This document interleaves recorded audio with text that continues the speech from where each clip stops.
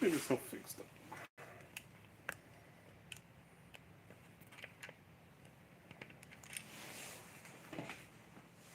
It's a bit funny in it. Let me just.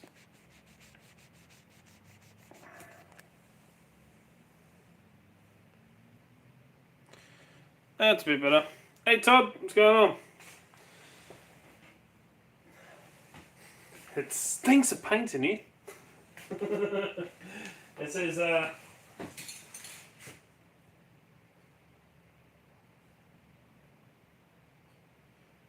use outdoors in a well-ventilated area. I don't think it's that ventilated in here. Woo! I love the smell of paint in the night time. Hey Alpha, how's it going, man? I'm going to fix this up a little bit. So yeah, it's been a bloody long time since I've done a live stream. Since I've had the chance to do a live stream. I've had a lot on the go. Want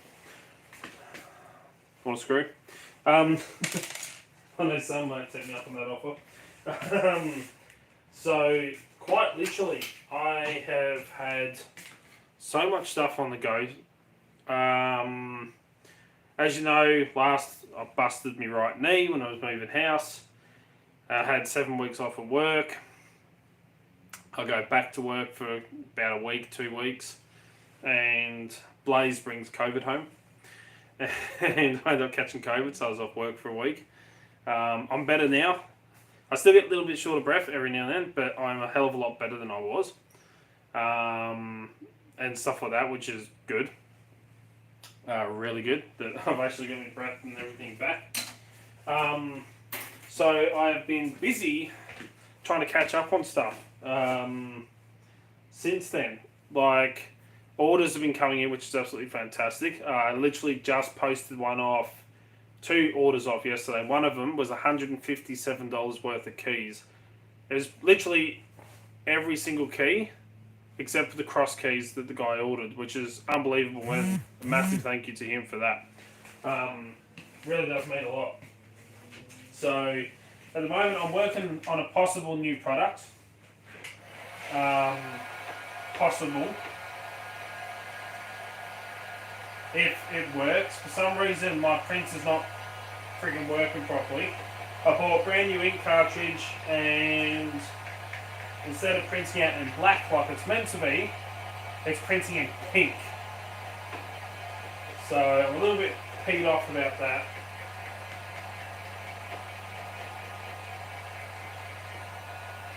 It's printing in pink and not bloody black. Which is a pain in the ass because I needed to print, prefer the Skypirate Actual. Yeah, I prefer it. I need it to print in black. It would look a lot better. But it's going to involve these little glow-in-the-dark resin bookmarks. Well, they're meant to be bookmarks, but yeah. So I had an idea for a branded product in a way for DALP. So it's going to take these bookmarks that I made. These are glow-in-the-dark resin ones. And if I grab a torch, that'll be UV torch because I was testing stuff out here. UV lights these up pretty bloody well. A lot quicker. I'll turn that light off for a second. You should be able, and the other light, make it a little bit darker in here. Put these on for a second. As you can see, they glow really bright to begin with. They dull down as they go. Turn my lights back on now. So, yeah, I'm working on some resin bookmarks but branded. And I purchased transfer paper. This is one you print on. You then, as the instruction says, print, spray it with clear coat, dry it out, soak it in water, and then you can stick it to stuff. So I thought, fucking awesome, that'd be great. So I printed it out. I've got some that failed, I've got it in the bin. These are ones I accidentally printed in reverse. Oh no. Yeah, I printed in reverse. So I set my printer, I bought brand new black ink cartridge, which isn't freaking cheap. I set my printer to print with only the black ink cartridge. I set it to grayscale, black and white photo, everything to get black and white. And it come out pink. Every time I print it. For some reason, it just wants to go pink. So this is one that I did a test with and it's stuffed up. I've been clear coating it to give it a little bit of a protection. Yeah, this one didn't work out correctly, 100%. But yeah, they're gone pink. So hopefully this next one I'm doing will work a lot better. And they'll actually come out looking alright. But yeah, these ones I stuffed up. So that's a little tester for myself. I don't care if it's busted. It's just like me. But yeah, another glow in the dark product. It's kind of like a branded one. I mean, I've got I always carry one in my pocket. The glow donuts as well. I have them available, the Joker donuts, the Night Magic ones, and stuff like that. And I've just brought out the Pocket Reapers that I carry as well. Just brought these out in different colours. So there's a couple of colours to choose from. And going through with people that train security, these are going to be a hot product with security people. If you don't have dexterity in your thumbs for pressure point manipulation, you know, like shoulder points, you know, I did 3 times martial arts and I loved learning about pressure points. If you don't have dexterity in your thumbs to be able to do that, you can use these to pressure point. Or as I was saying, self-defense, you have the point, keep it in your pocket. You can't get in trouble for carrying the toy, but literally fits in your hand, bang, striking point. But again, it's a toy, can't get in shit for it. So I haven't labelled them as self-defense because as soon as you do in Australia, they become illegal to carry. But yeah, so I've sprayed this. Another one with clear coat. And the thing is really, really thin. So I'm going to do a couple of coats and try and build it up a little bit thicker on the paper here to try and make it work a little bit better for me. Hopefully, fingers crossed. I give it a quick little dry up again.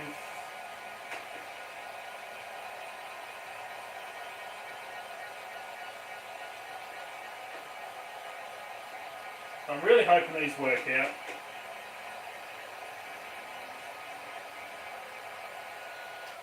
I know it says spray in a well ventilated area, but I'm crazy, so fuck it.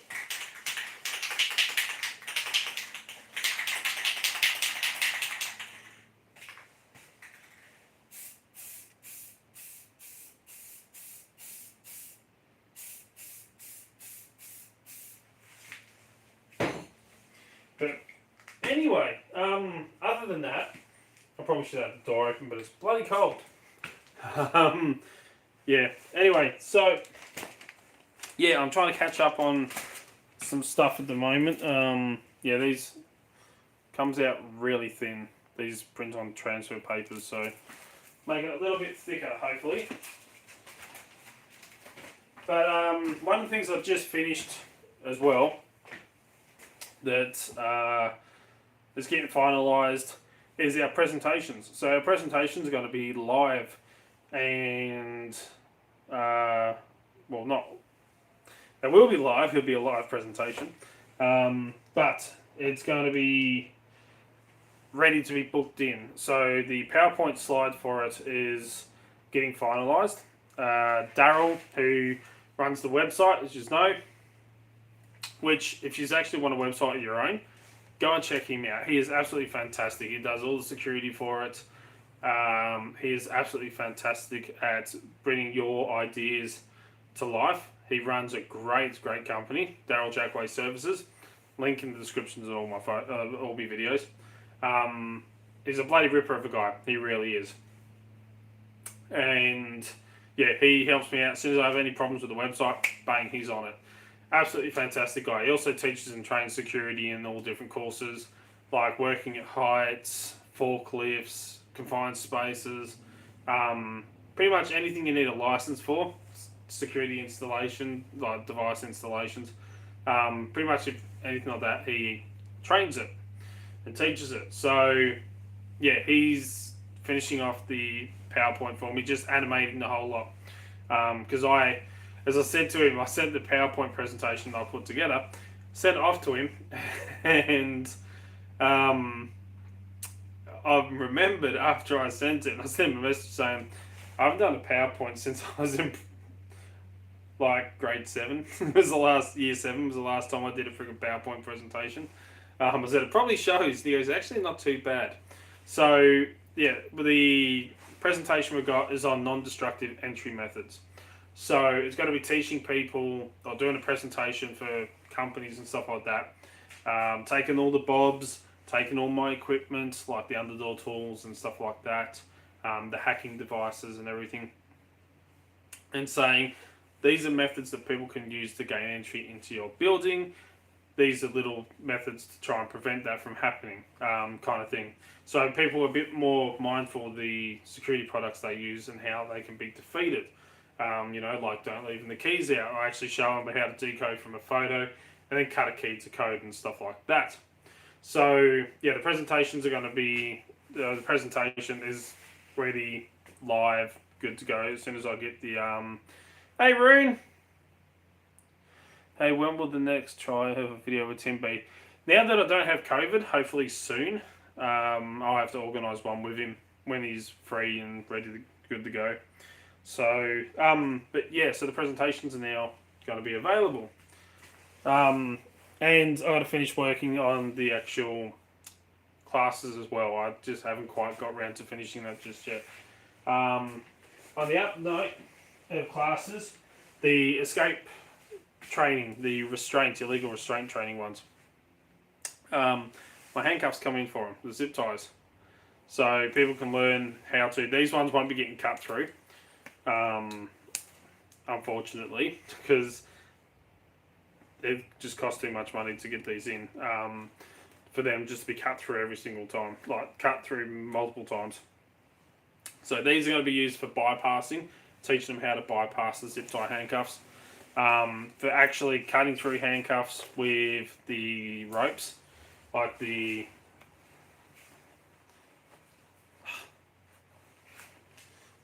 Dark Arts Norse necklace that I wear. I've got normal zip ties for that, the thicker ones that will zip tie and then they can cut through. Learn how to use the necklace thingies to get through and then cut through them. So that's in the works. I've got my three key machines all set up now, ready to go. My business one just for the courses and in-person training and presentations, and the one in the back of the ute. So, yeah, I've had a lot on the go, a lot in the works, and stuff, as well as working flat chat, because the establishment where I work has COVID in there now. Looks good, man. Love the movie. Sorry. Looking at notifications on here. It's actually the Instagram. A couple of the guys commenting because I just put up a photo of my newest ring. It's a V for Vendetta Guy Fawkes mask ring. So anyway, I need to put this somewhere I can see the bloody comments and look at the screen. So yes, yeah, lots in the works. I just haven't had really much time to make videos, to catch up on videos, put videos out and stuff like that.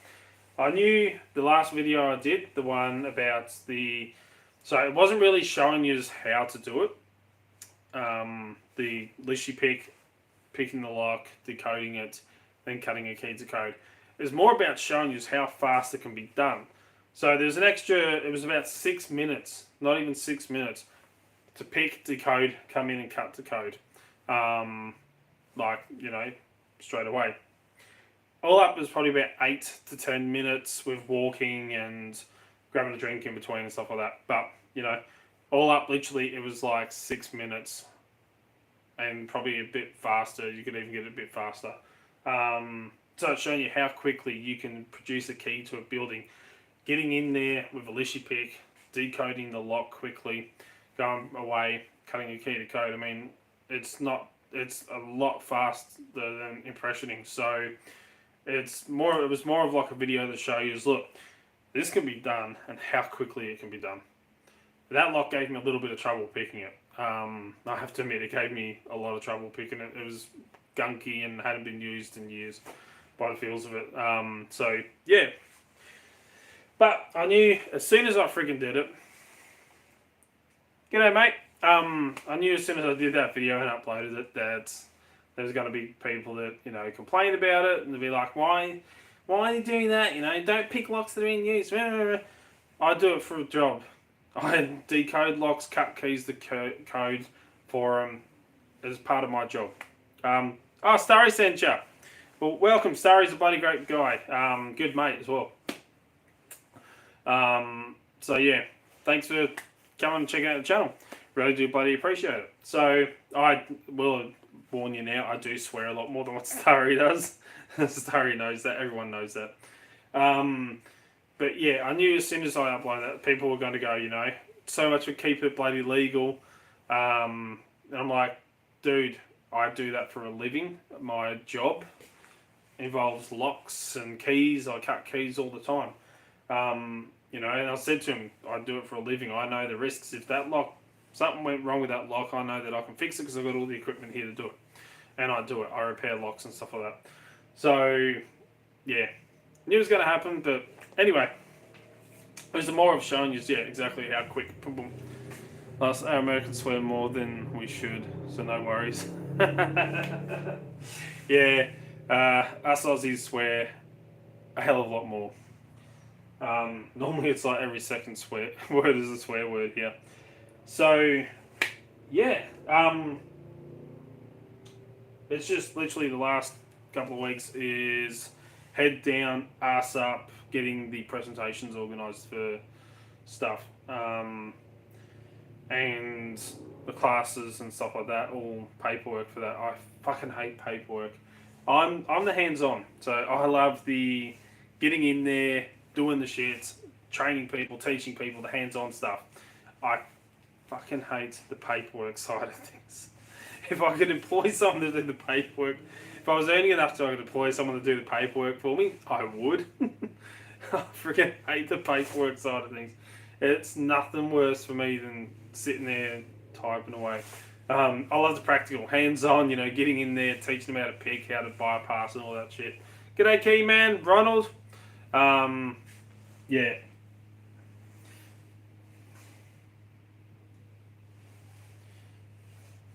Best way to clean up an old lock found detecting.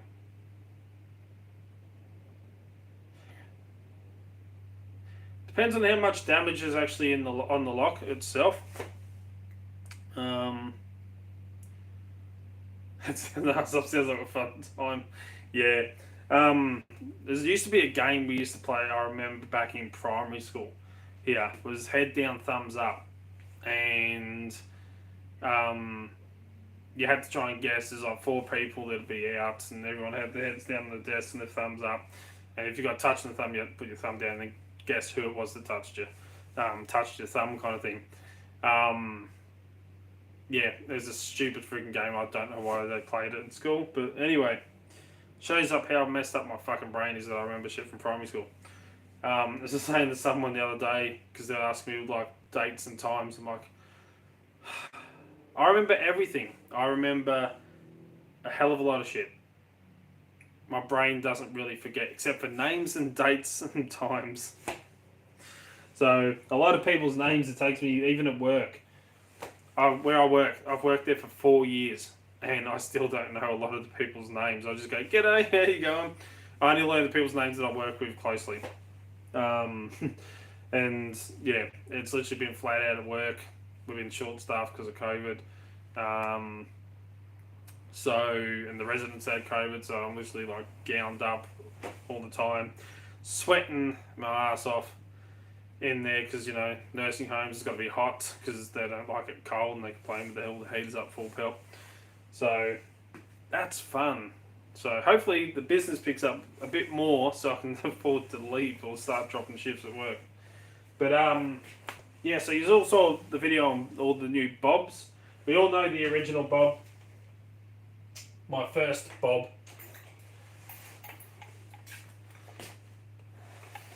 So yeah, we all know the original, my first bob. The board of brutality is to call it, or bypassing. So yeah, that inspired me to make the new bobs for training and demonstrations. This will still be going along because it shows all the locks that you can easily bypass, how to bypass them, or defeat them really quickly, that people put their faith in. So, and itchy nose. Even how to decode a lock that people thought couldn't be decoded, and for a while I found the weakness in them. Lots of people do it now. So yeah, original Bob. She's old now. She's been around for a little while. Or he, I should say. So, how'd you get into locksmithing?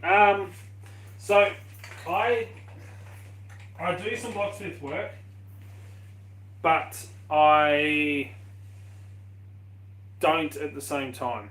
So where I live here, in order to do lockouts, so if somebody locks themselves out, it could be their car or their house, something like that, you need a license, your security license, in order to break in. The locksmith license to break in. But here you do not need a license for installations, rekeys, refurbishments and stuff like that. So yeah, you don't need a license for that at all. Here where I live anyway. So I don't do lockouts and stuff like that. I teach people about them. I can do them. I do it for myself if I lock myself out. Or a family member. But friends, I always say call a locksmith. But yeah, I just do try to make a piece of wood safe. Yeah, the worst thing is they can all be defeated freaking easily. So yeah, I do the stuff that I can legally do, and I've been doing it for a while now. So I do a lot of key cutting for people. I still get people sending me photos of keys saying, "Can you decode this for me? I need one cut," kind of thing. So yeah, I do a little bit of locksmith work. And so that I do car keys. I program car keys. Normal house keys and stuff like that. If they've lost the key, they need it decoded. I decode it, cut a key to code, and have a working key and stuff like that. Like I showed you with the house here, and how easy it is to quickly do it. So, yeah, I do all that stuff, but mainly I'm focusing now on teaching and training.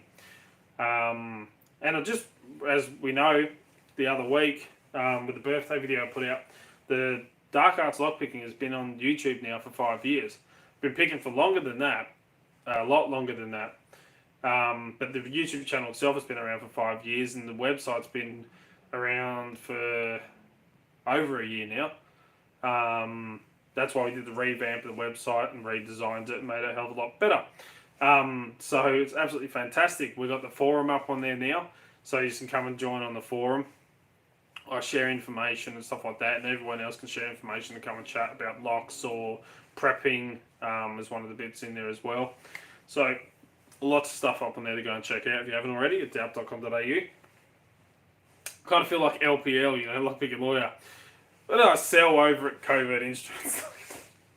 I like LPL. He comes and joins the live stream sometimes. He's a good guy. I've chatted to him quite a few times. And he does make a good product, because I literally carry the Covert Companion every day. The only thing I don't have is the expansion stuff yet.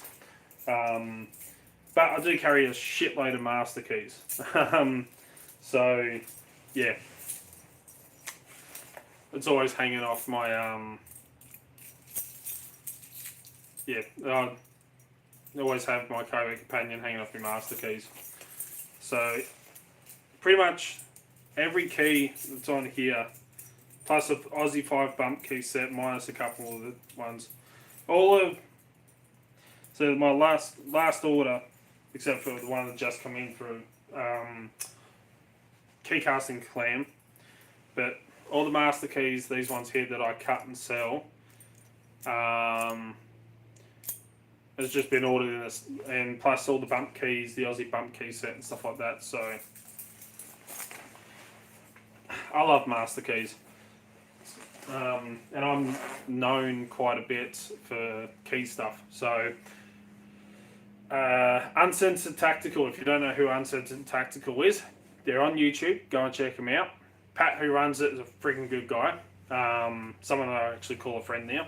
So I taught a class on his non-destructive entry training. So I taught a class over Skype, or not Skype, over Zoom, and did training on the whole class for him. And he's actually in the process of writing a book on keys. And one of the things that they're actually now going to start implementing and learning and teaching is actually a method that I've taught them, which is copying keys using Lishy key cutters and stuff like that. So I look at different methods of producing keys. I love working with keys. It's what I do. Most of my time when it comes to work is literally just cutting keys. So yeah, if it comes to methods of duplicating keys and stuff like that, I'm all over it, pretty much. So yeah, he's writing a book at the moment, which I might be, it depends, we'll see how it goes, a technical editor for it. So yeah, but giving him a few tips and tricks and stuff like that, which is pretty cool. So when it comes to keys, yeah. But shit, I've got some new stuff on the way as well. Some new interesting stuff. So I've been shopping, as you do. We all got those keys, jam the keys, because they can get into everything. Yep. Yeah. So I would love master keys. As I said, I carry them all the time. I use them all the time as well. So I've been doing a little bit of shopping. Not a whole lot. I've ordered some stuff on PickPower. I ended up getting a double door tool, which I'll talk about in a future video. I've got some bypass tools for the digi-locks, the ones like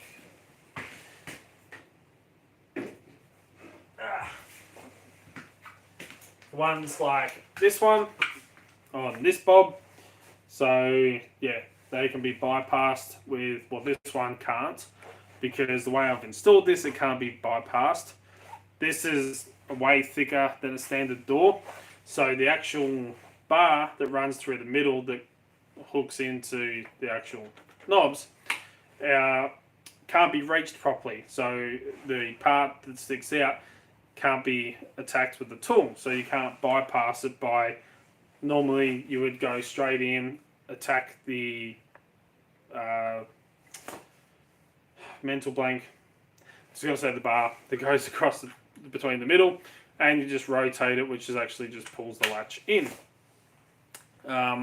So yeah, that's one of the tools I've got in, which I ordered through UK Bump Key. So I've been ordering some stuff from overseas.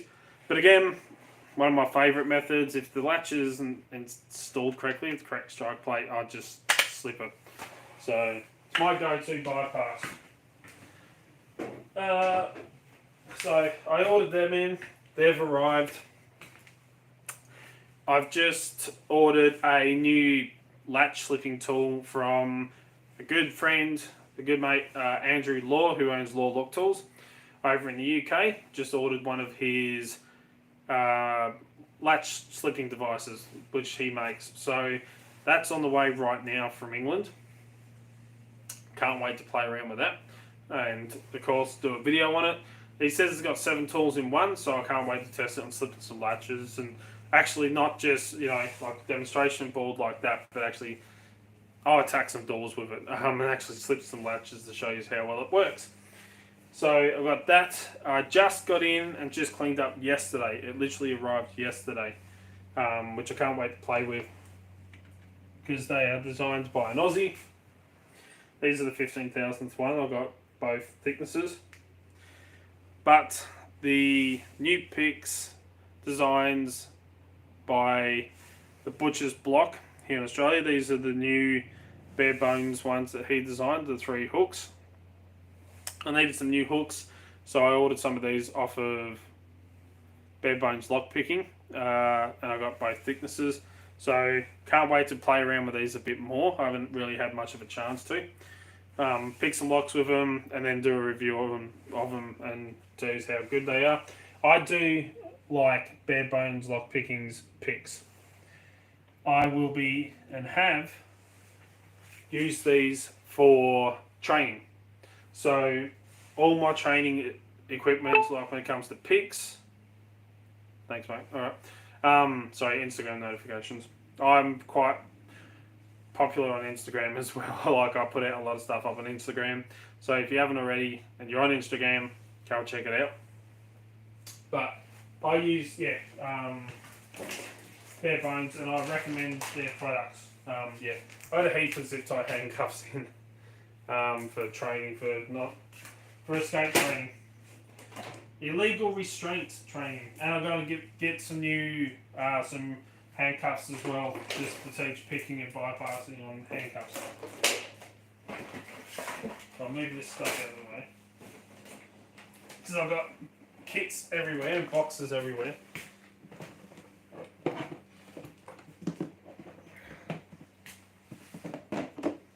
So yeah, have a good time at work. So yeah, I have Bare Bones picks in my training kits. So I'm going to be getting more of these because they are fantastic. Great for bloody beginners. I highly recommend Bare Bones Lockpicking. Seriously, their picks, if I find a good product and something that I trust and I like and I use, then I'm going to recommend it. And he makes some bloody good stuff. The steel holds up really well. You get both the 23 and 15 thousandths options.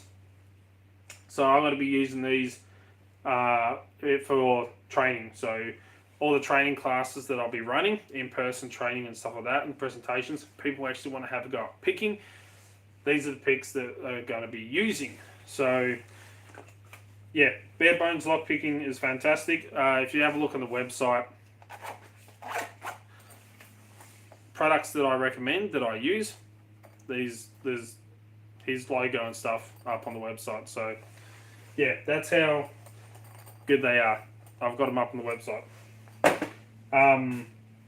For training, I've also got another set of those cheap, nasty Lockpick Mall ones that I reviewed that are freaking horrible, but they'll do for this shit. Just to show people you can get nasty sets or you can get better quality sets. And actually, Lockpick Mall just sent me a message the other day. Can you recommend some your YouTube friends that we can send products to review? And I'm like, no.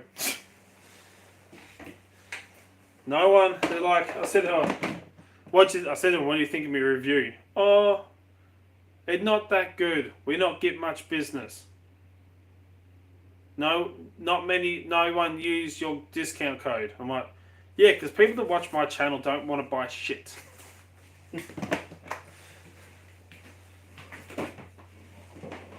So I said to him, I'm like, people that watch my channel, people that watch my videos, don't want to buy shit. I'm sorry, but they are freaking shit. Their products. I know a few people who've actually purchased off them, and I've got quite a lot of feedback from my video. I've had a lot of people send me messages, and they have ordered off Lockpick Mall, and they believe, because it doesn't look right and doesn't seem like the actual real item, they've been using like some counterfeit items in a way. So some of it's fake stuff, it's not real stuff, not the real brand. Whether that's 100% true or not, I'm not sure, because I've only reviewed the one set of products from them, and I don't think they'll be sending me any more, because I've turned around and said it's shit. Which it friggin' is. So yeah, you can take that as you will. I have sellers that I will buy from because they're trusted and I know them. I will buy off COVID Instruments because I know the people that run that and I trust them. I've had good experiences in the past with them. I will buy off Andrew at Law Lock Tools because he's a fantastic seller. Bare Bones Lock Picking, Pick Powers, and I personally haven't had any troubles with locksmithtoolbox.com. A couple of people had a little bit of troubles with them, but I haven't so far. I'm still waiting on an order to come in, but he's waiting for the stock to come in for that. So, yeah, and of course, DALP.com.au. I'll throw my one in there. Why not? Fuck it. You know, why not do it? So, yeah, sellers that I recommend. And that I won't deal with those cheap Chinese bloody companies anymore. Yeah, I'm not interested in their garbage. So, I know a few people so far have done videos for them, but I don't like their stuff. They're selling cheap, nasty stuff, and it's not worth the price. I'm always a believer of quality over quantity.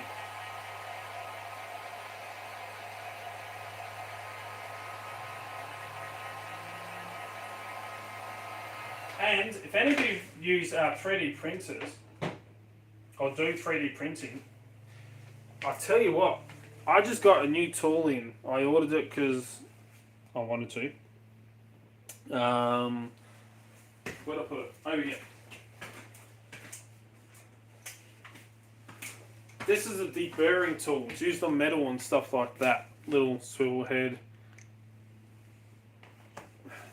Little swivel head on it. Swivels around. That's sharp. The sharp point.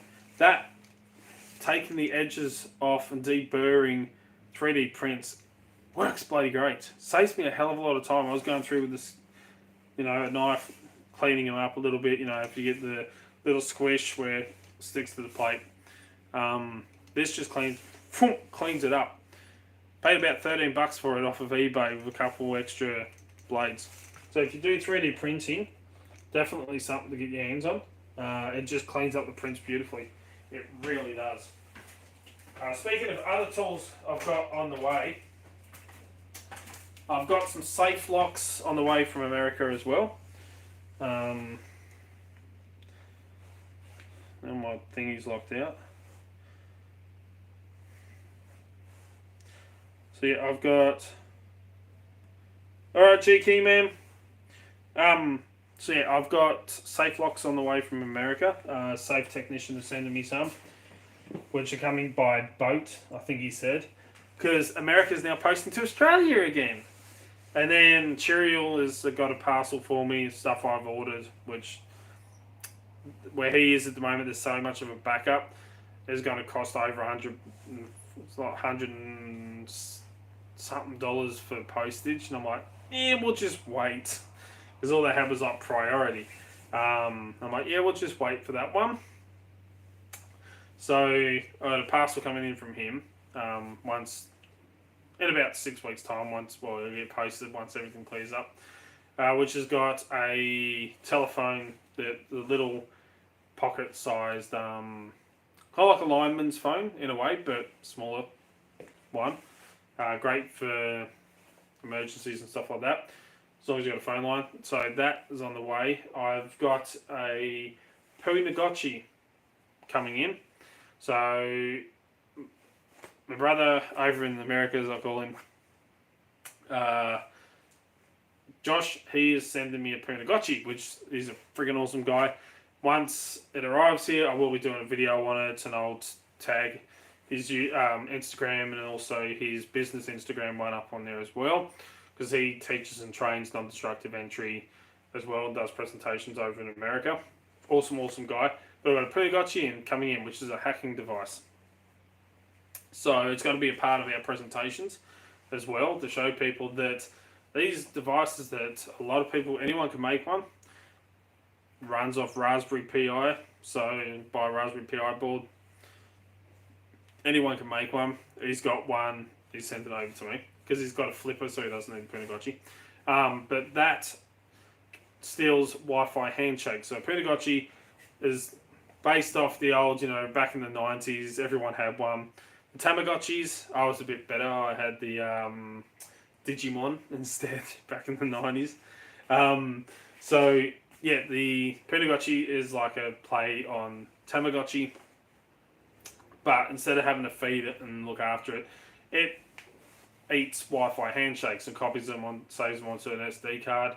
And then you can use hacking software to crack the Wi-Fi handshake to determine the password, or crack and find out what their passwords are. So it's a device that people can use to steal WPA or WAP, WAP or whatever it is, handshakes. So yeah, that's going to be a lot of fun. I can't wait for that to come in and have a play with that. It'll be freaking awesome. Just like the DALP that you've all seen me talk about before. When it comes to training security, teach people about security. Wi-Fi cameras are becoming very popular. The blue light down the bottom, right there, that's actually a Wi-Fi camera, security camera. A lot of these, they're getting popular, like the doorbells and stuff, and they can all of them run off 2.4 gigahertz, so it can be hacked or DOS attacked. The Nighthawk service or DALP packets will be sent to it, can be sent to them to shut them down or disconnect them from the internet. So yeah, it's a weakness that can be exploited quite easily. Or if you're just like my son, I got him one for Christmas, and we go out places and he will take somebody's Wi-Fi name, like their router. Could be like, say, TP-Link 2081. And he will take theirs and copy it and then put the signal out there with about 80 of the exact same name. So people don't know which one is which, because they all come under the exact same name. And you look on your phone, you go through your available Wi-Fi networks, and it's like 80 of the exact same name, and you can't tell which one's which he has fun with. Or sending out like price check on prune juice, Bob. So, or rickrolling when he feels like it. But just catching up with comments. But yeah, so he has a hell of a lot of fun doing that. But again, it's a weakness that can be exploited, which is a lot of fun. Trust me, it is a lot of fun. So all that stuff will be in the presentation. Something different, something that no one here in Australia offers. And like when I was talking to Pat the other week, working on these classes, trying to get these classes organised and stuff like that. I'm a perfectionist. I like all my videos that I upload, I'm never 100% happy with them. I always think I can do better, and strive to try and do better. So I'm never 100% happy. And like the courses, the first one I'm working on, which is the basic lockpicking course, I've recorded the same videos like 50 times each, and I always delete them because I'm never happy with them. Blaze watches them, she goes, I understand that, that's really good. And I'm like, no, it's terrible. So yeah, I'm always trying to do better and do better and do better. And that's why it's taken me so long to get courses done. But as Pat said, and as thinking about it, no one else here in Australia is offering this. No one else here in Australia that I know of, unless you're doing an apprenticeship in Locksmith school. There's no real places that teach non-destructive entry to civilians and stuff like that, or lockpicking to civilians. So I'm the first one that we know of that's doing it. So it doesn't matter if it's not the absolute freaking best in the world, because it's the first here, so it's going to be the best one that's here, kind of thing. So, there's a lot of stuff, yeah. I'm never really fully happy with it, so that's why it's taking me so long. So I do apologise to everyone that actually wants to do the course. So I'm hoping this will be ready in a second, so we can see if we can make some more of the that's dried. Bookmarks.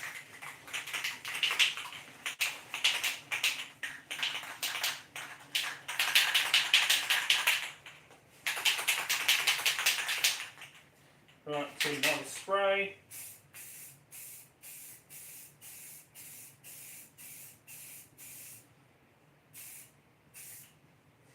Let's dry that off, and then we'll cut them and we'll soak them in some water and see how we go. Whew, that's strong.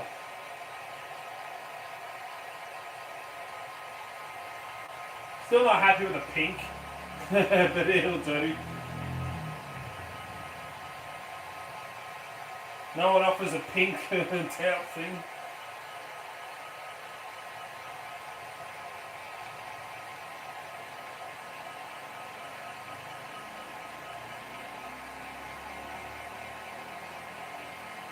Yeah, no one offers a pink DALP thing at all.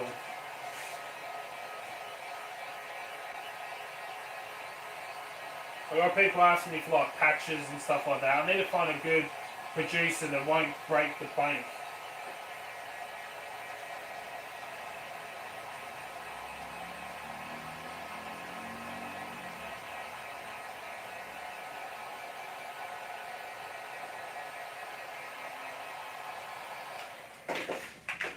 I mean, all the products, 99% of the products that I sell, I make myself.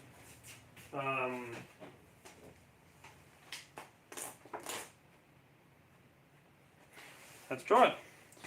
All turns around, we'll come down to the workbench here. So yeah, 99% of the products that are up on the website, all the 3D printed stuff, the keys are all cut by me. 3D prints all done by me. The only things that aren't done by me is like the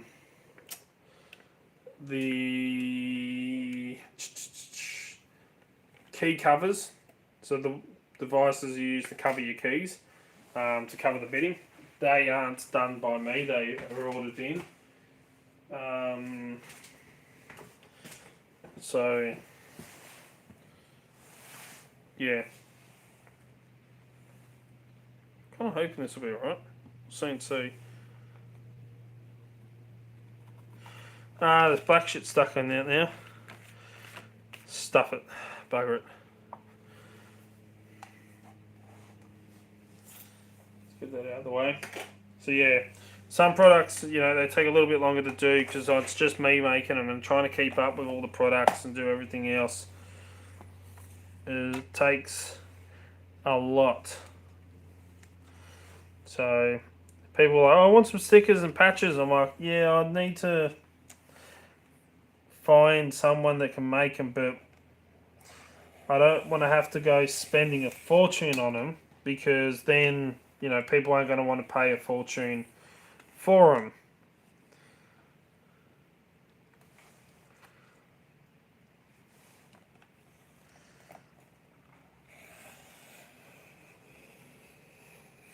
Because yeah, people aren't going to want to spend an absolute fortune on a product or a patch.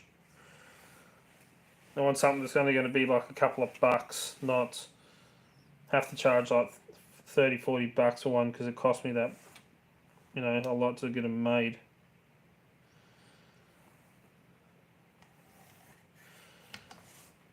I think it's still a little bit sticky. Ugh, no, come on.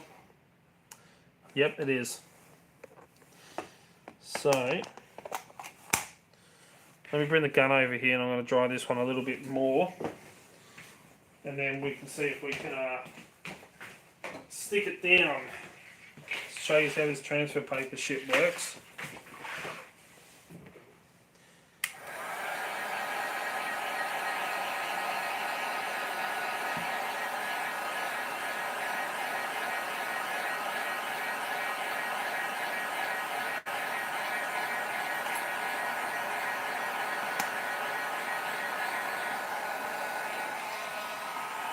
Shit.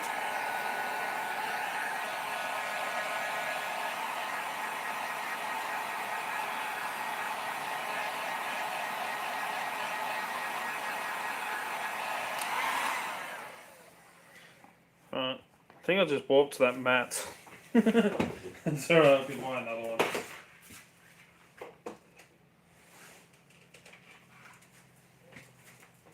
Trying not to trip over wires, that's a hazard. Shit. Get off me boot. Ugh, you prick of a thing. Right. That should be alright. So you're meant to stick these into water for 30 to 60 seconds. And then you can peel them back and stick them onto your product. Or your candle, or your bloody... whatever it is that you're trying to stick the things to.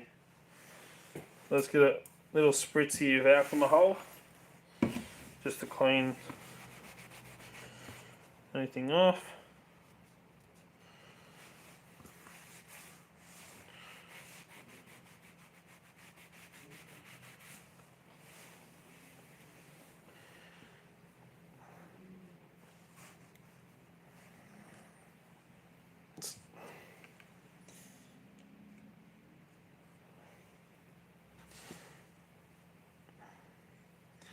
Come on.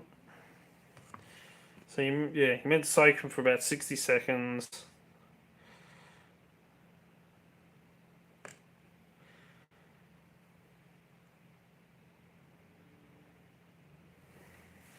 And then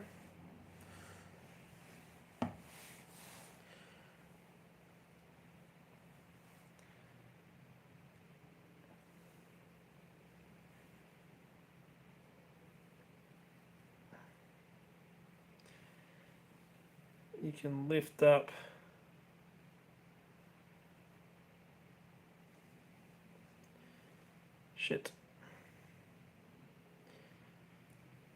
that plastic plus the spray that you just clear coat like that.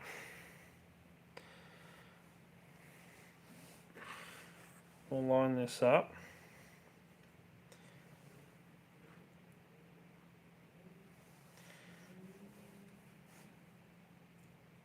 And you're meant to be able to peel it down.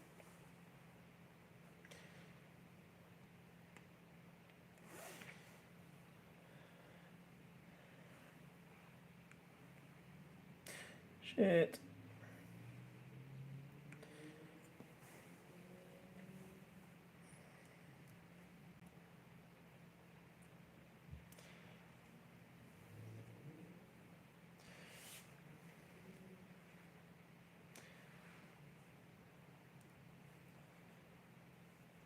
There's got to be an easier way of doing this shit.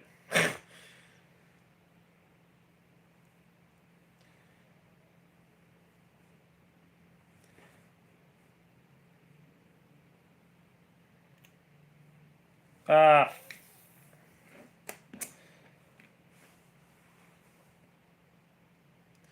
Come on. Come on. Unfold. Come on.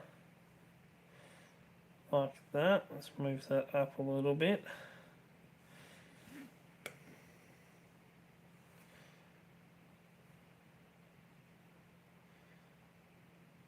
Like that.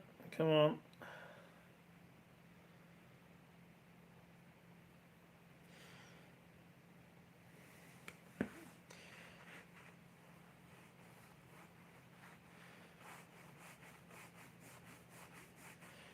Smooth them out. And yeah, that's... You gotta wait. It says 3 days for these to dry. But that's, yeah, how you transfer... if I'm on camera here. How you transfer them on. Yeah. Pink looks bloody weird. I'm just saying it. We know it's true. Dry these ones off a little bit more again before I soak it.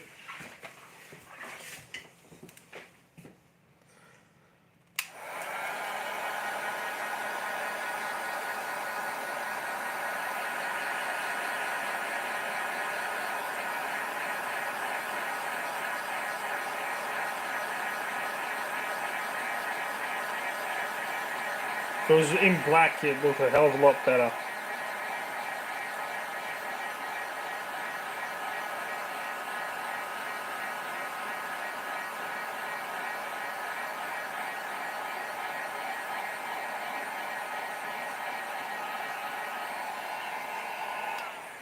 And I think our VIP section on the forum is nearly available as well. Or it is available, I'm not sure, I've got to ask. I'll have to send Daryl a message and ask him if it is ready to go.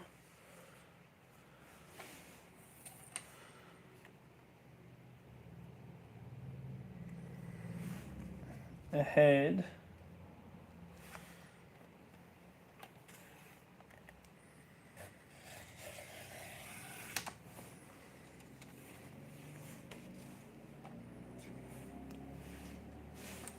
So yeah, if the VIP section is ready to go ahead, then we'll be laughing. Because that's where the VIPs get special discount codes that only they will know and stuff like that. So, just like this one. Whoa.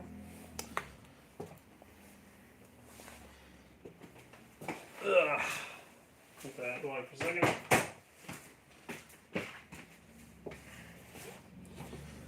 So yeah, they don't come out too bad. I'll give them a couple of, once they dry off, I'll give them a couple of coats of clear coat over the top. And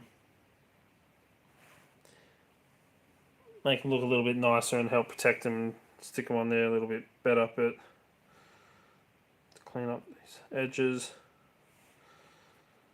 with the tools and stuff. But yeah, they're not too bad, I suppose.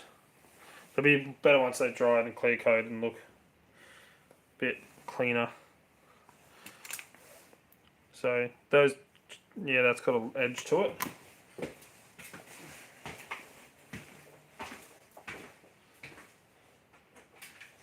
Got to grab my tool. Me tool. Just to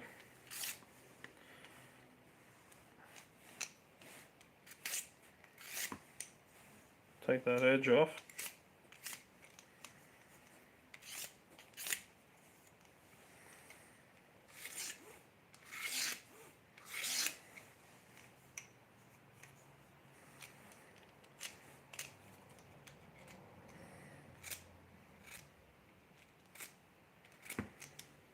That's better.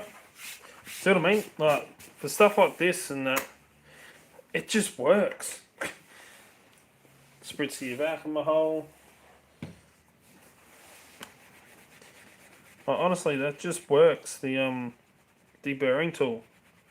Definitely a great bit of kit to get your hands on for 3D printers and stuff like that. So, I don't know how long that one's been in for. Also,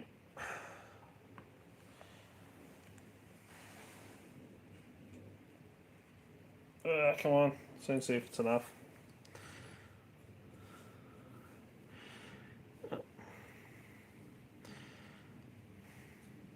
Looks like it's been enough. Let's try and get one of those edges to lift.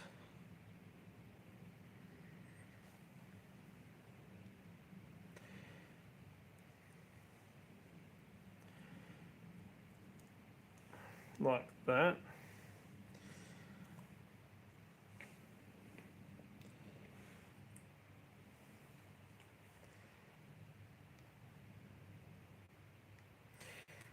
Where the printer had run across, you can see lines, and that's where it sticks a little bit. But if you're careful,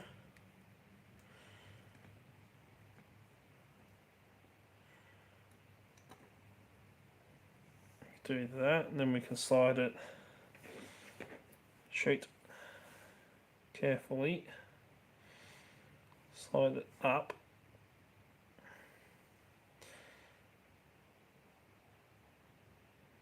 remove creases. Come on.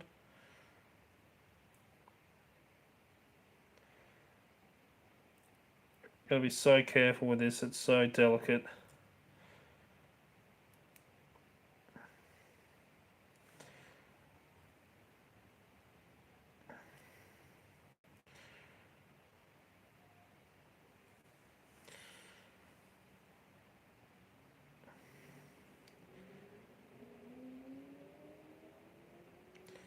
I've torn a couple. We're testing this. Right, there's another one done. So, yeah, they need cleaning up. But these are just the first prototypes of it, seeing how it goes.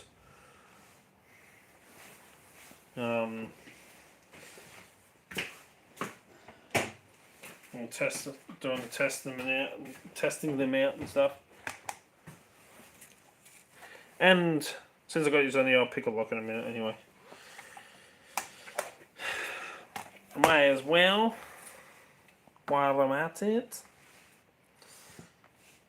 have a go with those new hooks.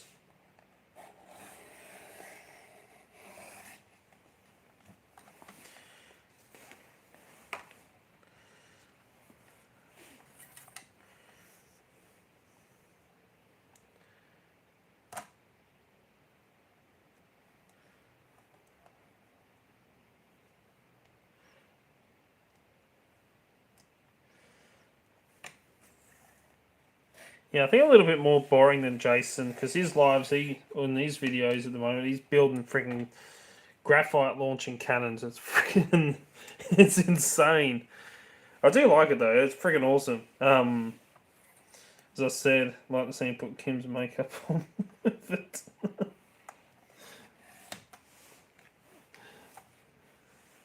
That graphite cannon of his was freaking awesome. It really was. It was a bloody ripper. I had a good laugh at that. Why has it always got to curl up? Check this one. Yeah, again, another lip. So I'm just going to strip that back.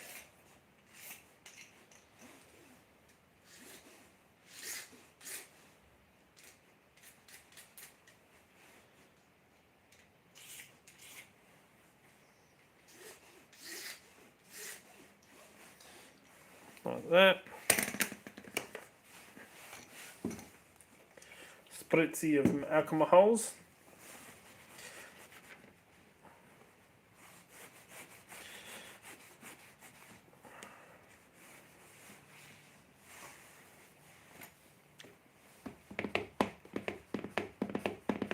So who's been watching the Johnny Depp and Amber Heard trial? I mean, I've been watching bits of it. Hey Dana, morning. I've been watching bits of it only because I like studying the body language of what's going on and stuff like that. I find the body language and the way the body says one thing while they're saying something or saying something else. The whole deception of body language and stuff like that. So it's been really freaking interesting to watch. It really has. And how some stories, like the staircase story, Amber's version of it was completely different to her sister Whitney's, and stuff like that. It's been freaking quite interesting to watch. I have to admit, it's been quite interesting to watch on YouTube. I'll catch up on bits and pieces. So yeah, it's been an interesting ride.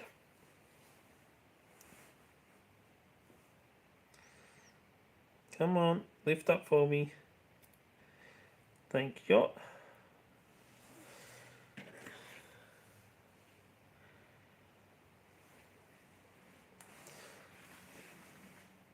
How are you, Dana?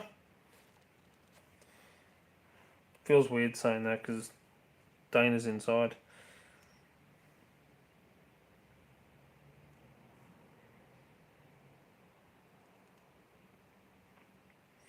And how is everyone on this Saturday night for me?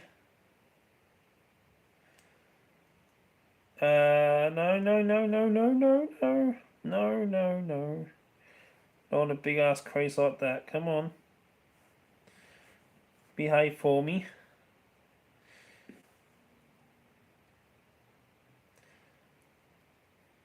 Ah, shit. I knew that was going to happen. Come on.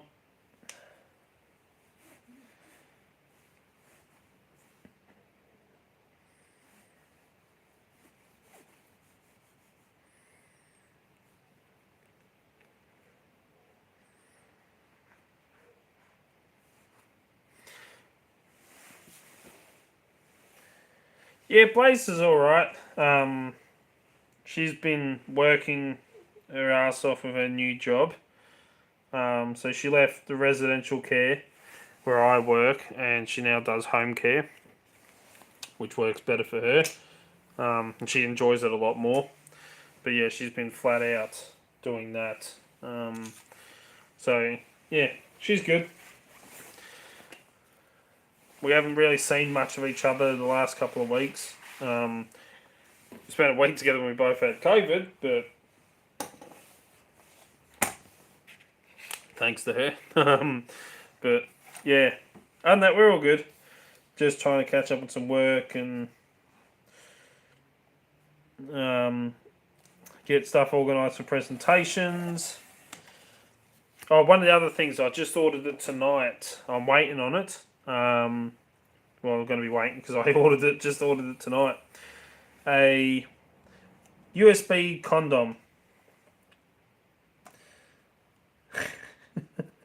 Think about that for a second. A USB condom. And tell me what you think it might be.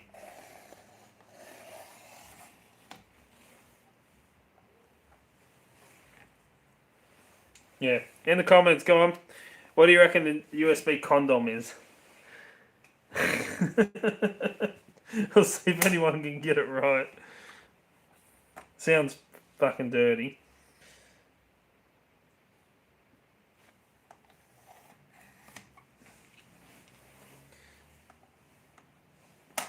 Yep, a USB condom. That's not the actual name of it, but it's what it is. Oh, g'day, little picker. Yeah, a USB condom is the trade name for it for people that use them. It is for protection. So, a USB condom, as Dana says, is for protection. If you need it for recharging that, try that.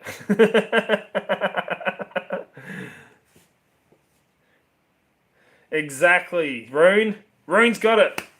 To prevent infections when inserting it into unknown holes. Exactly.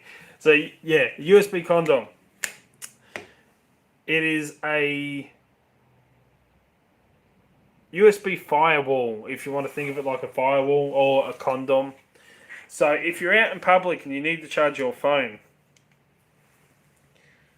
there are charging ports like airports or now shopping centres. They have the USB charging ports in the food court areas and stuff like that. And, you know, everyone always carries like a, well, I do, phone cable, charging cable on them. And you plug your phone in it to charge. Or something, your device that runs off of it. So, what happens if you accidentally, well, can happen, if you insert your dongle into a hole that's not and it's not protected, people can upload a virus onto it or download stuff off your device and stuff like that through it, and you wouldn't have any idea. You'd be none the wiser. So, USB condom sits in between your thingy and the hole that you plug it into. It sits in the middle as protection, like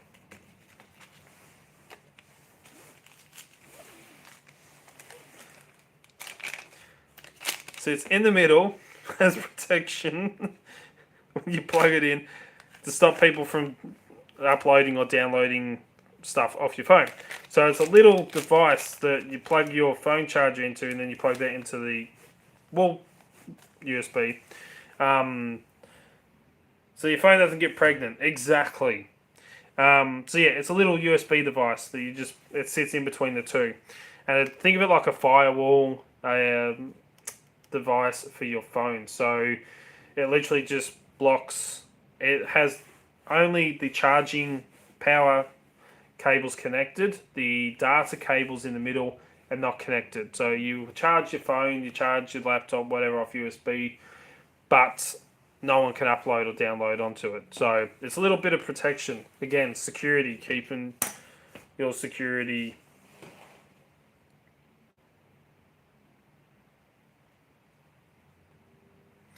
Yeah, there's always green and white wires connected. Smartphones practice safe sex. Yeah.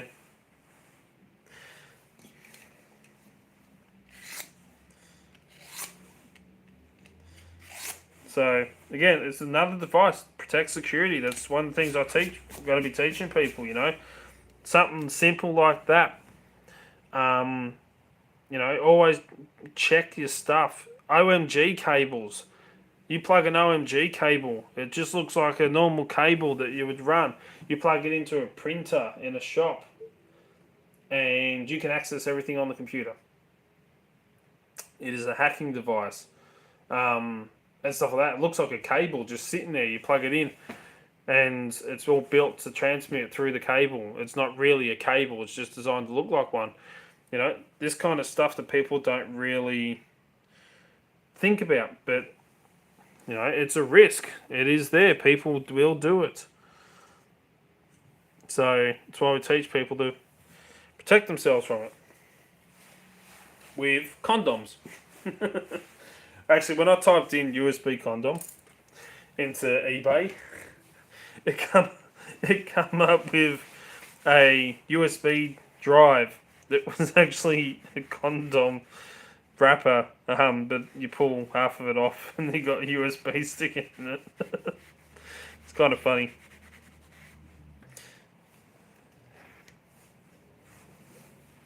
Little spritzy back of my holes.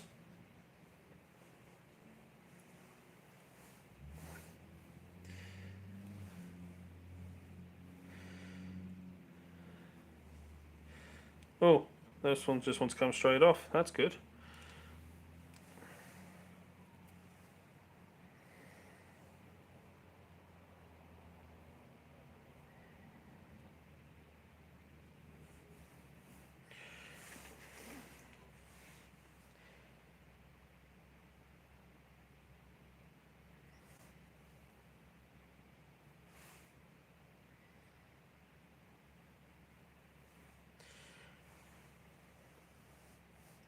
It's always the little things that people don't really think about. Like little bits of security and stuff like that. Simple things. People go, oh yeah, afterwards. Like, I was on the phone to, what am I putting together? Condoms. No, not lubricant. I'll show you in a second, Dana. So as I was saying, one of the products I am thinking about putting up is a branded product. As I was saying at the start of the live stream, my printer, I set it all up. I bought new ink cartridge, set it all up just to print in black only. Everything in the settings was set to black, and it was printing out pink. I have no feckin' idea why it's printing out pink.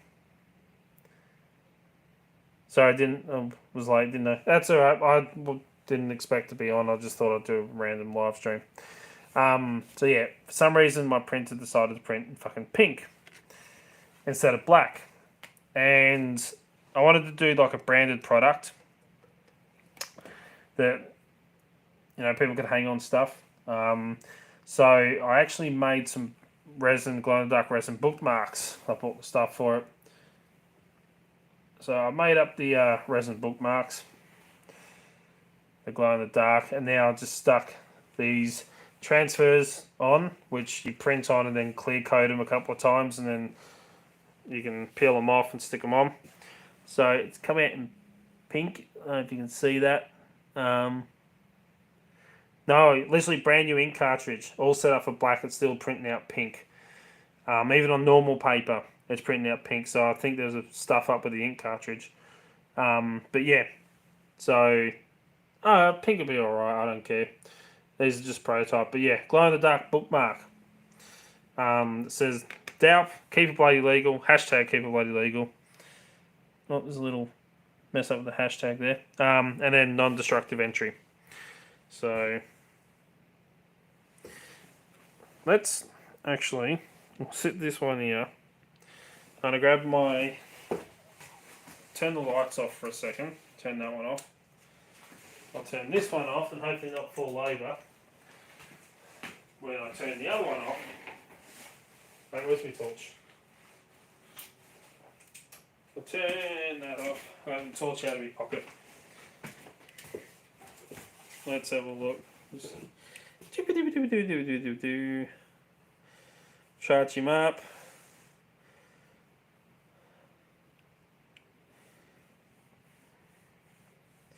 Charging him up. Oh, she's pretty bright. If I grab my UV lamp, it'll work a little bit faster. My UV torch.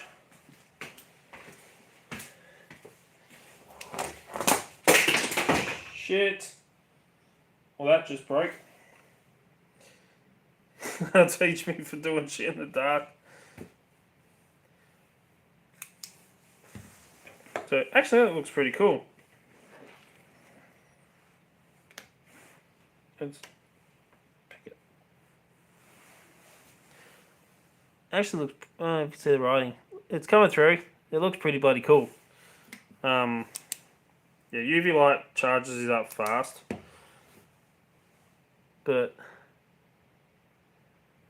yeah, they glow pretty cool. Yeah, they do glow really nice. It's like the donuts. So the donuts that I sell, the glow nuts, that's one right here, which you can't see. But I can charge it up, the UV light. A normal torch will work as well. Car headlight, a normal light, sunlight, kind of thing. UV works really fast. I use UV for this, but yeah, they glow really bright. You can actually see by these. You can read by these.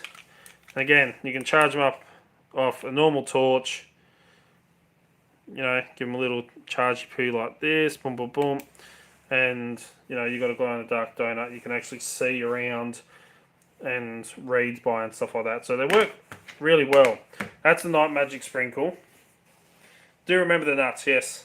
That's a Night Magic Sprinkle. And the necklaces that I make. So the ones for escaping zip ties. The Norse necklace. Again, if I take my one off that I'm wearing. Because I carry a donut in my pocket at all times and I got one on my bag. My necklace sitting right in front of above the donut. Again, can charge him up for a second with this torch. Boom, boom, boom. And it glows. So, yeah, they glow in the dark as well. Which this thing will actually glow all night. So it's always under my shirt and gets barely any light. But throughout the night, if I wake up in the middle of the night, I can actually see this glowing. Not enough to light up a room or anything like that, but you can see where it is. It does still glow overnight. So I do have a few glow-in-the-dark options. as you can see, like the dull, it dulls down, but it's still bright enough to, yeah, see it and stuff like that. These are great for tagging bags. If you tag a bag, or hang this on a bag or something like that, you'll be able to see the bag overnight and stuff like that without having to wake people up by turning lights on. So now pick up my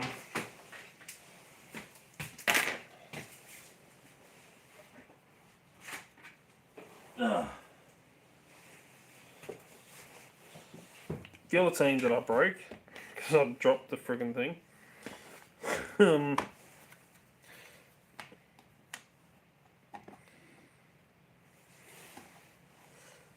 So yeah.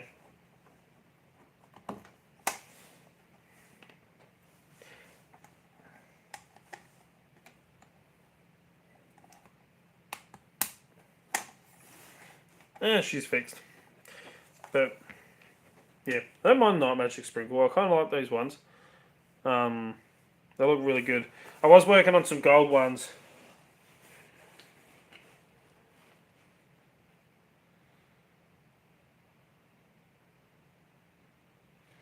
Yeah, I got to get a new colour one. I got to buy a new colour ink because this one's black or colour, black and colour, but I don't have any colour ink at the moment. I'm running out, so I'll set it to prints in black only. But yeah, pink looks kind of. Yeah, the pink's alright. It might grow on me. I'll clear coat these later once they've all dried on. Properly, I'll give them a few coats of clear coat and a scalpel just to clean stuff up.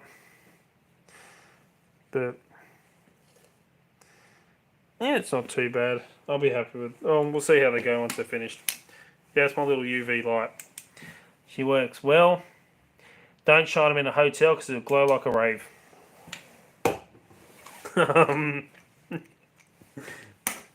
Keep it clean.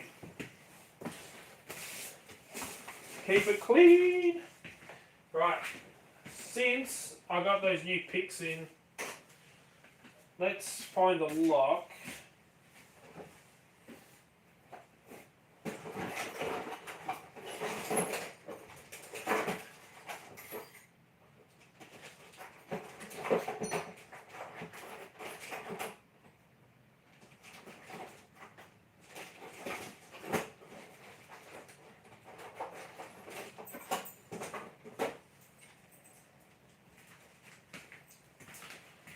Found the lock. Let's have a look at this union. Ah, yes, Gary Anvil, as I call him, just a little one. This, oh, it's got purple paint on him. This is what I use when I take my persuader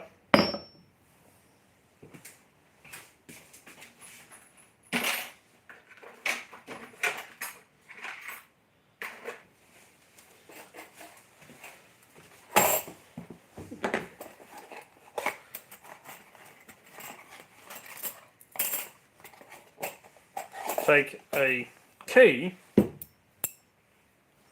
stick him on Gary Anvil, and I'll take my DALP logoed stamp. You can't, yeah, kind of see it like that. Stick him on my key here, give him a whack, and then I just branded my logo into the key. So I do it for all my keys. So yeah, I'll literally stamp all my key blanks with my logo and DALP. So if anyone brings a key in or gets a key cut or anything like that, yeah, I know which keys are mine. And the locksmiths in town know which ones are mine.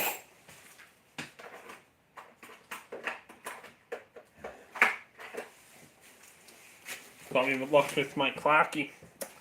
So anyway, so as I was saying, I ordered in and got the collarbone and the backbone, and can't remember the exact names. This isn't a review, so I'll look up the real names and I'll do the review. But yeah, I ordered in these new picks from Barebones Lockpicking, I was saying earlier. I gave them a quick little sand off just to smooth them out a little bit. So we'll see how they go on this little union. I've got here 1, 2, 3, 4, 5. 5 cut. A little bit of paracentric keyway. Since I've got these on a lock picking channel, why not actually pick a lock? Shit, I'm throwing tensioners.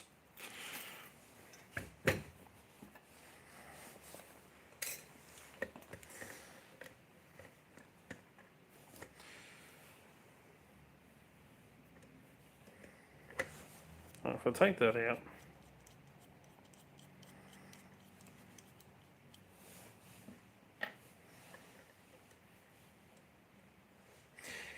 yeah, I ordered these last week. And as I was saying, I use Barebones lockpicks for my training equipment and presentations. So people actually want to pick, or people learn picking and stuff like that in person, kind of thing. They use them. I recommend his picks for beginners and stuff like that. So I'm not sure exactly which one's which. One's steeper than the others too. Let's have a go with this one. I might put some handles on, I'm not sure. I don't know if you can see. 100%, let's see will this fit. It'll fit. And it's not going to hold up in there like that. Of course not. She has to be difficult.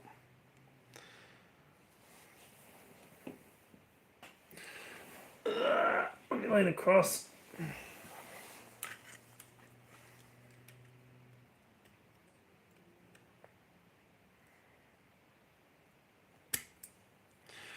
Got to pull that bloody clip out and take that tail piece out, but screw it. See if I can put it in on a weird bloody angle thing. Hopefully that'll still turn.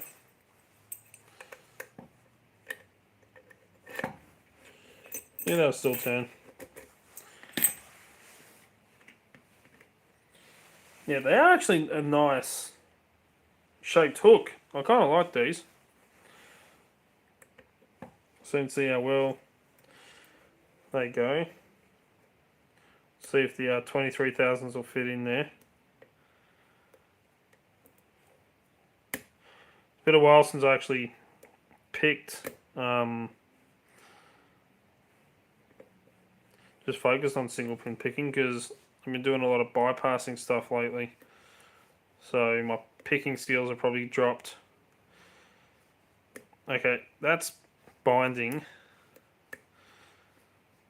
Not really letting me pick from the bottom that much.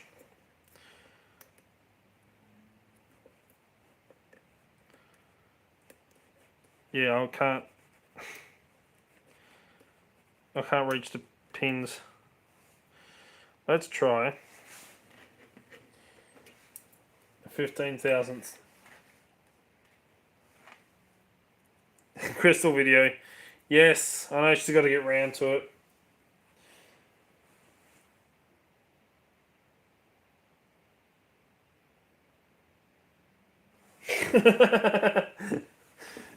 Really, Rune?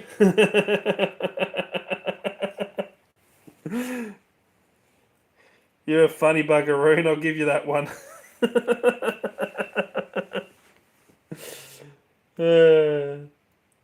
Teaching people how to break in their houses. Yes.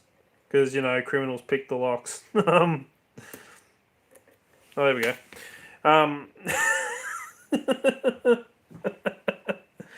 That's how you break into a house.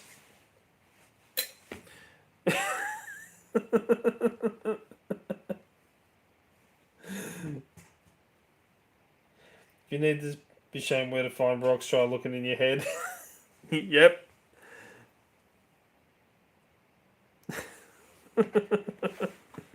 That's what I was saying, like, when I was chatting, again, with Pat and stuff lately, I was talking about, you know, one of my favourite methods of duplicating keys, and I'll teach people. And tell people to stop leaving their keys around. I mean, Deviant just did a video on it as well, where he decoded the bloody key for the guy's restaurant.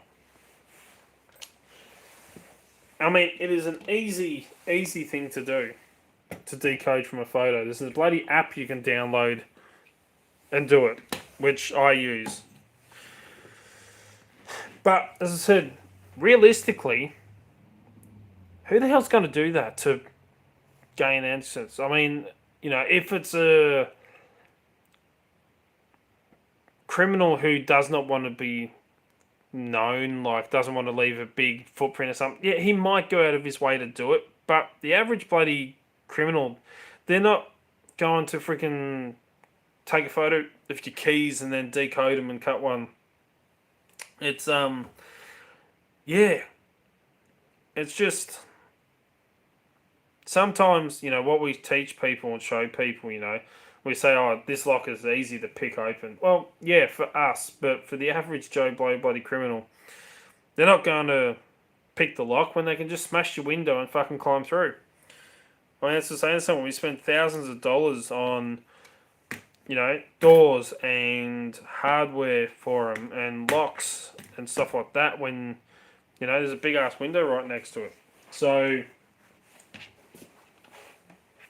yeah, it's just one of those things that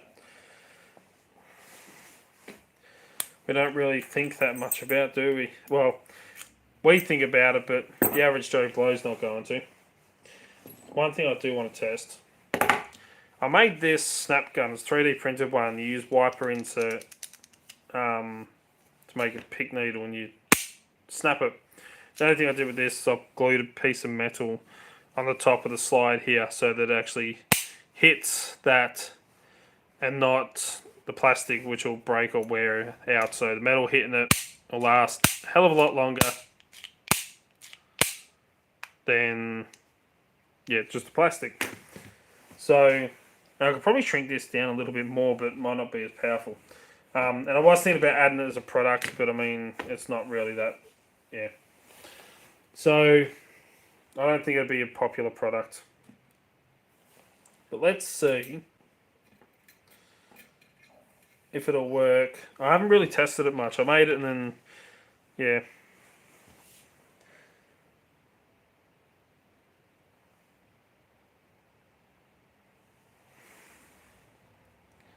Yeah, we don't have that stuff here in Australia. Oh, but I get that all the time, you know, people are like, oh, you're teaching criminals. I'm like, no, they're not going to freaking spend years mastering what I do. To get, you know. Come on, fit in. Come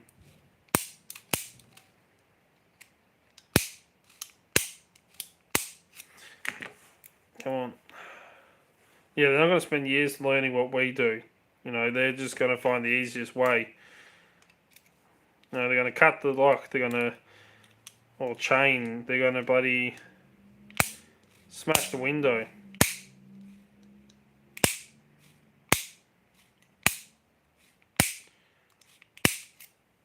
Yeah, I don't really like the snap gun. It hurts your finger because you got to use your thumb to pull down on this slide, and it freaking hurts after a little while.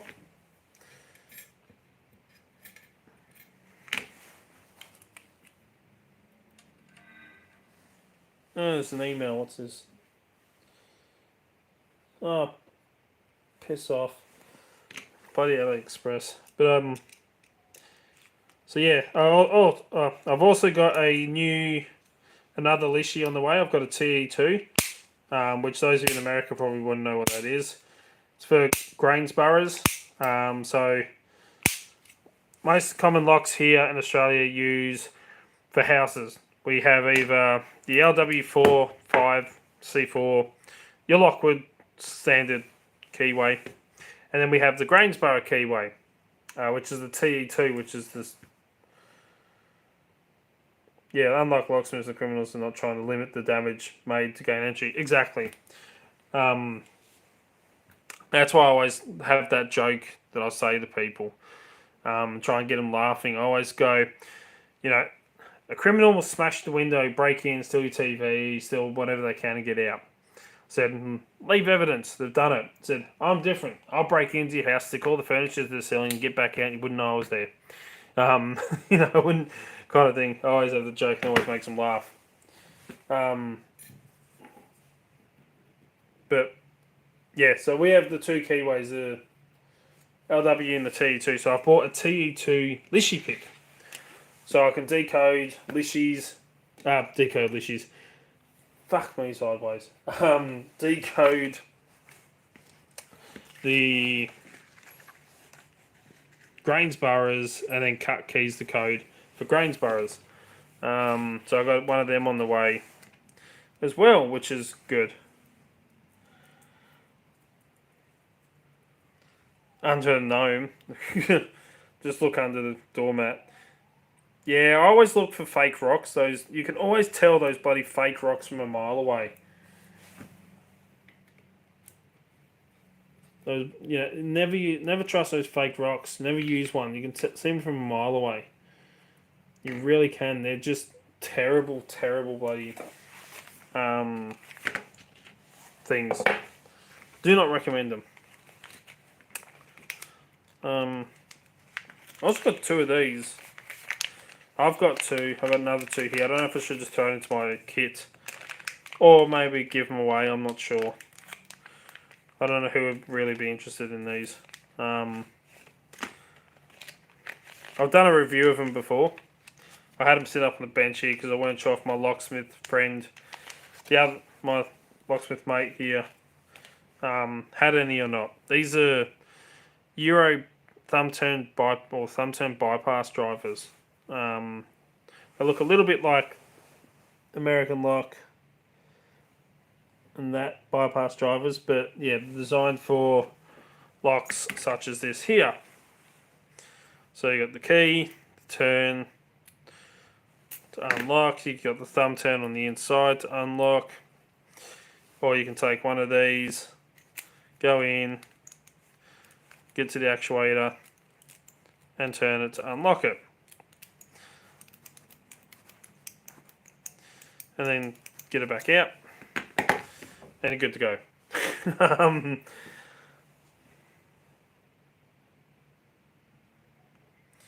I like knowing for my own safety because it's fun not to get in someone else's place. Yeah. That's like teaching people non-destructive entry methods. You know, that's I'm going to start teaching people this stuff, but it's not for them to, you know, become criminals or anything like that. As I'd say to people, I'll be teaching places and stuff like with the presentations on it. It'll be a way to teach them that these methods can be used. You know, an under door tool is such a powerful piece of equipment. It really is. But people don't think about it, and anyone can buy one. Literally, I can go on the Sparrows and buy a heap of them.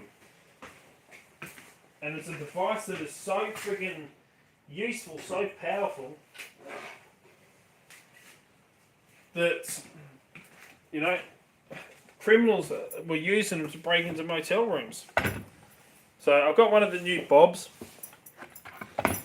that does not have a latch, as you can tell, because I didn't install them. No real point. You can tell if they're open or locked. Like that. It's locked. Which I don't know if you can actually...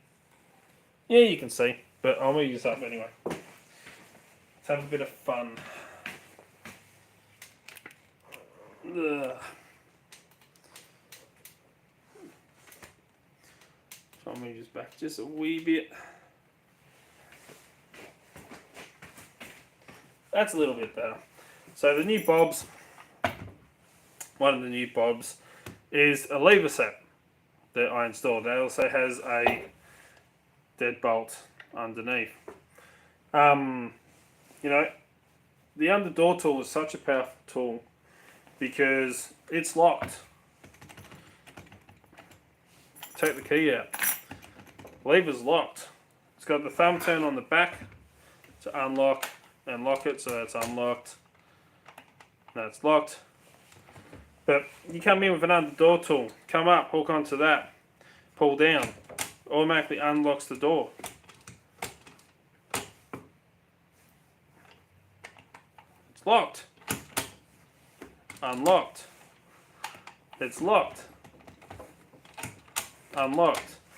You know, it's such a powerful tool.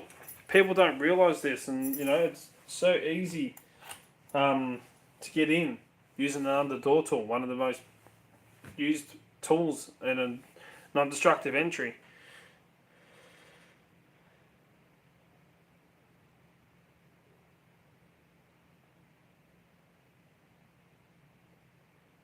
I have one hide that looks like a carved decorated rock with a tortoise on it. That's cool.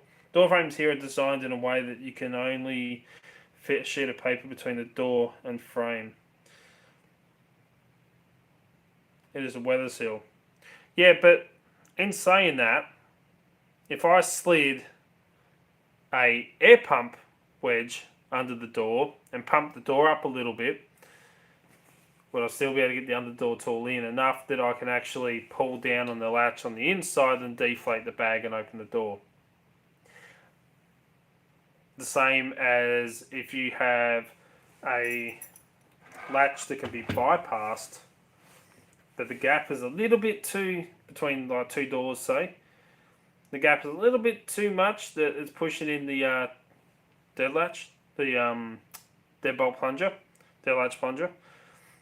You can stick an air wedge in, pump the doors open just enough to disengage it, slip the latch in, let go of the pump and then open the door, and boom, you've bypassed it. Takes a little bit longer, but yeah, it's bypassed.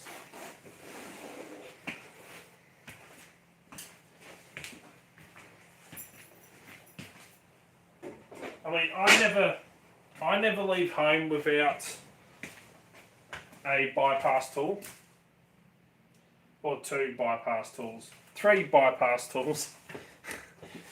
Yeah, 3 bypass tools. I never leave home without one.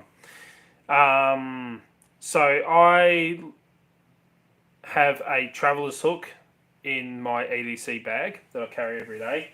The smaller one, I've got a larger one here. I've also got a set in my break into anything kit, as I call it, which is in the back of the ute for work. This is the longer one. I have the shorter one. I also have a set of these, the long one and the short one, as I say, in the back of the ute. These are the Sparrows traveller's hooks. I actually really dig these ones. They work so bloody well. So I never really leave home without one of them, because I have my EDC bag on me every single day. I take it everywhere I go. So I've always got a traveller's hook to bypass. If for some reason I can't take my bag with me into a place, I have 2 other bypass tools for latches. One of them I carry in my business wallet. I have 2 wallets because I'm freaking awesome. So my business wallet is the Mandalorian wallet, and in there I have some tools of the trade. I've got a Sparrows Chaos card, a Deviant Dakota card, which is actually incorrect. This is one of the ones that had that flaw where it wasn't quite thick enough, so he's going to send me another one, but yeah. Why do they call them traveller's hooks? I'm not sure why they actually call them traveller's hooks. I know they're called a shrum tool, and they're originally for sewing textiles and stuff like that. I don't know where the term traveller's hook come from. I honestly don't.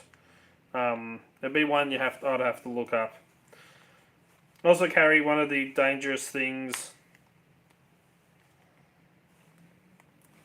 RFID diagnostic cards. So this tells me it's bloody filthy.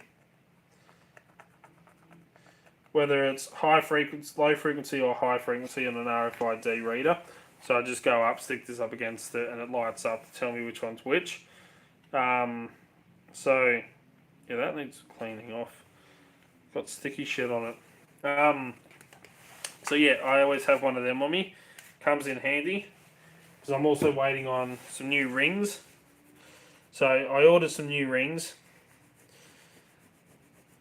As you know, I carry an RFID ring on me. I wear an RFID ring all the time. I can program it. The black one here is an RFID ring. But this one, I've done something to it and stuffed it up because it will not program to anything other than null zeros anymore. So yeah, I've got another one on the way. Another low frequency, 1.25 kilohertz. I also have a high frequency, which is a 13.5 on the way. So I've got one of each. So I can program either one, either the low frequency or high frequency, to use for RFID swipes. So I also carry in my business wallet, which stitching's coming undone.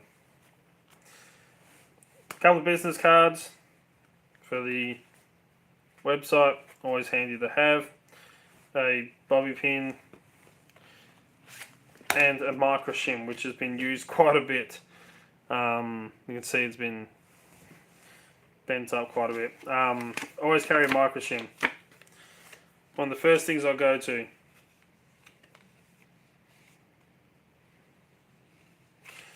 So always have a micro shim. It doesn't set off metal detectors because it's plastic and it can be used to slip a lot of latches on inwards opening doors. Sorry, with the door frames blocking it. For outward opening doors, I have another bypass tool which I actually make and produce. I'm in the process of making another one, which I wear. And I wear it every single day, and it goes everywhere with me. I actually had to use it at work the other day because someone locked the cupboard, and none of the keys would open it. So I slipped the latch. It took me a couple of seconds, literally. And everyone just went, "What?" And I wear it every single day. And these are the ones I make and sell, which is the Viking Slim Jim bands. So and literally slide it off my wrist. This one's a little bit out of shape because I use it so much.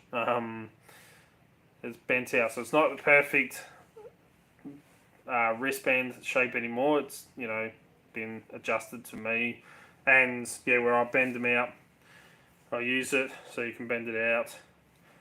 Like that, slip your door latch, bend it back. Like that. Slide it back on your wrist. I normally slide it back on my wrist and then adjust it so that it'll fit on there nice and snug correctly, and then go about my business and no one would know anything else. So I've always got a device on me to slip a door latch. It's my go-to. So if I have to get into a house, 99% of the time I won't touch the lock, I'll just go for the latch. Or I'll throw another door tool under there if I can. If it's designed to be used or something like that. Trying to look for my phone, I'm bloody got it right in front of me. So yeah, I've always got a bypass tool on me. And as I was saying, the Viking Slim Jim bands, I sell them up on my website. I only have one available at a time, so you can't buy it in bulk because each one's handmade and the pattern's different. So the one I've got available at the moment, which I might turn these around instead of looking down there. You can see my ugly mug again. Let's go whoop. I do apologise about the mess in my workshop. It's shit everywhere at the moment. One of the reasons why I actually have the piano wire is these. I'm going to order an Adams Wright system. So one of the things I had to find out, as I was saying, find out if we use in Australia here, because they're very common in America, but not so much here that I knew of. But there is a few around, ball accounts. I spoke to a locksmith friend of mine that I pass on jobs to him, and I do stuff for him and stuff like that. So yeah, I'm going to order. I found one on eBay. Hopefully I can get it cheap enough. Because I don't want to go spending an absolute fortune on one just to play around with a bypass. If I was installing it on somewhere, then it'd be alright. But just for, yeah. So I've got some piano wire. It's about 1 millimeter, I believe it is, thickness. And I wanted to see, because Sky Pirate Actual up on Instagram. Go and check him out. Absolute bloody legend of a guy. He's he's in the US Army. He teaches and trains covert entry as well. So yeah, he did a bypass with a piece of this, but a big hook and stuff like that. Slid it up in, grab onto the bolt, pull it down. So I wanted to have a go, seeing if I could make a little tool out of piano wire to get in and pull down the latch. Make it up on a spot kind of thing. So that's why I got piano wire. Took a little bit of time for that to come in, actually, for an Australian seller. But anyway, as I was saying, the one that's available.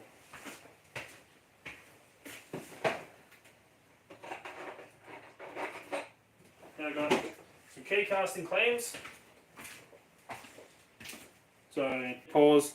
Thank you. Stop bloody disconnecting. Hate it when it does that. So this is a Viking Slim Jim band that is available right now.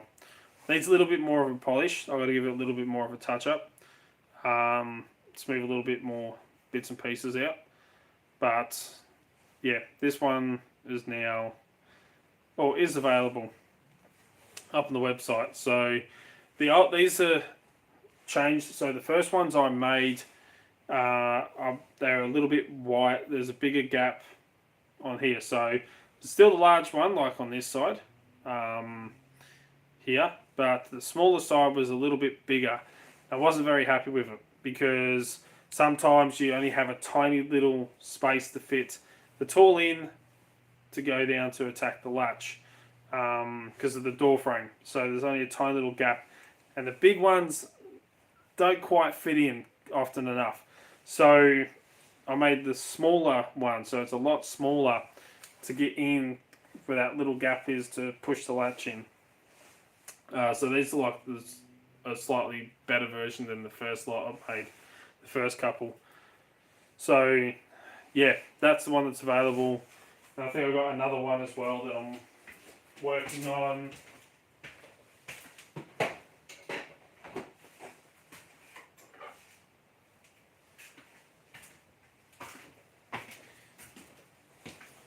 Here, this one, again, the smaller side is a little bit wider. This is one of the other ones. So that's got to be brought forward a little bit. Make it smaller, but that's will be the next one that's available. And then I've got another one here, which, as you can see, I'm doing a different pattern. This one's a wider pattern than the smaller stuff. I'm doing a much wider pattern on it, so I'm in the process of doing that one there. So yeah, have a few Viking Slim Jim bands on the go.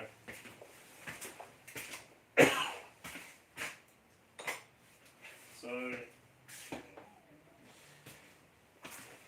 yeah, a little bit of stuff in the works, as I was saying. Some awesome bloody products. Still listed as Traveller's Hook by that company.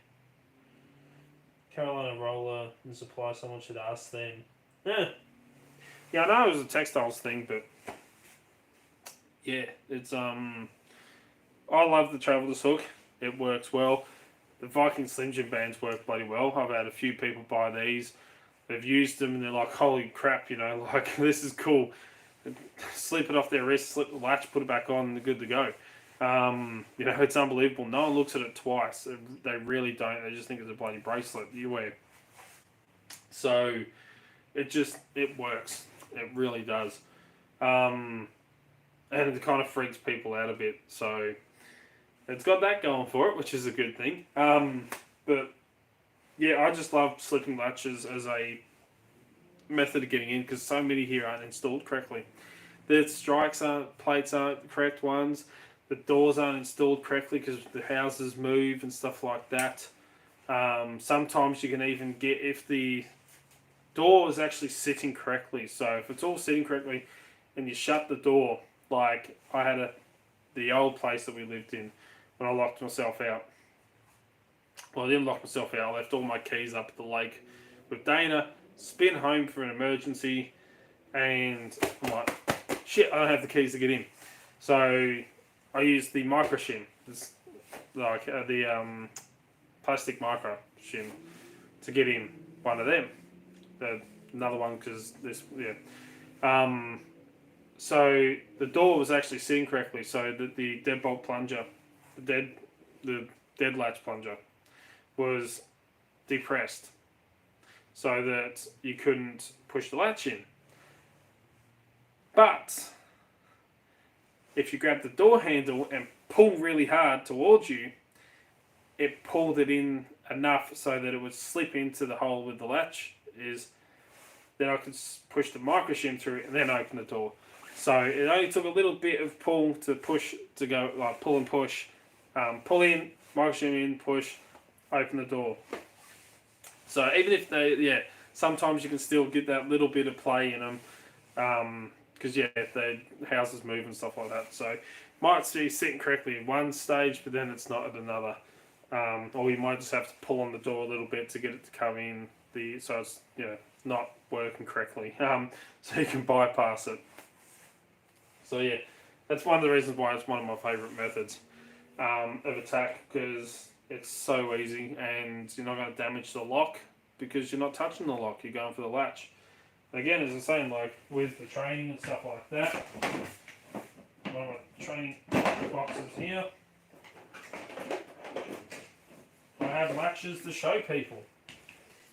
So, spring-loaded latch. Spring-loaded for the reason if that little plunger's not pushed in, or pushed in, the latch can't be depressed. But if it's not, you can depress it. Whereas a deadbolt cannot be bypassed because you can't push that in at all. That's why if you have a deadbolt like this, use the bloody thing.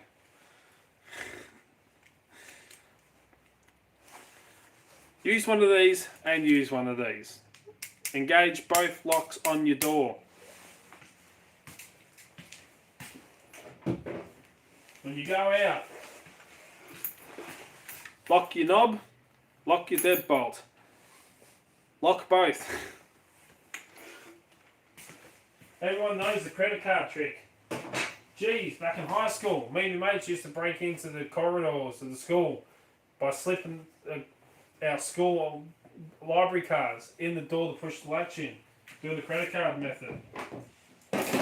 We used to break into the bloody classroom, like the hallway, doing it. You know, it's easy. That is why our locks, the dead latch part is not sitting on the back, the main latch. Yeah, like at work, they use a lot of the Lockwoods, the lever handle sets, the dead latch, the dead guard, the dead latch plunger sits above. So you got that above and then the door normal latch underneath. I can't remember. I think it's like the series 5100 or 5200 or something like that. Lockwood. It's lost. I've lost my mind on that. See your post about lock sport tactics. I'll have a look at it in a minute, mate. So yeah, yeah, it's sitting above. I can't remember which one it is now. It's gone out of my freaking head. I've rekeyed them. I can't think of freaking what they are now. So yeah,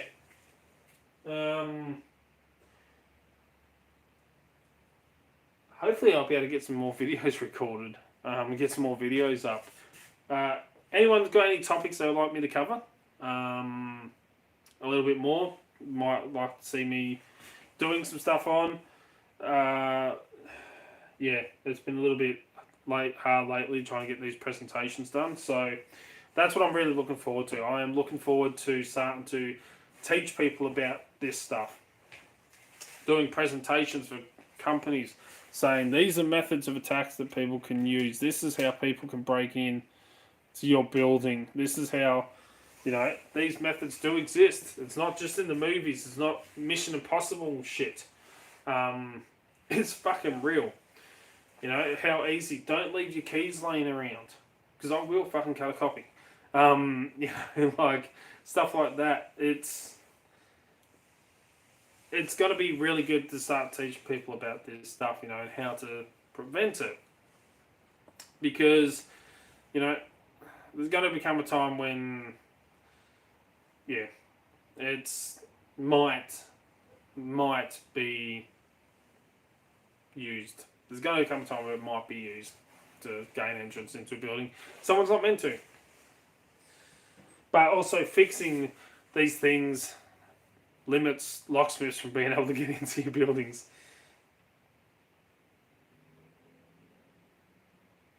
Best way to make something secure is to change the design from something they use in America.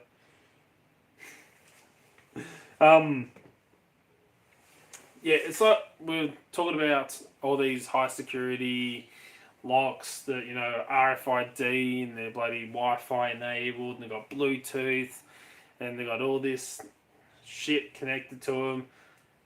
Yeah, but they've still got a mechanical lock that's usually a piece of shit. It's still got a mechanical override in case something goes wrong. It can be picked. It could be even the latch if it's not installed correctly.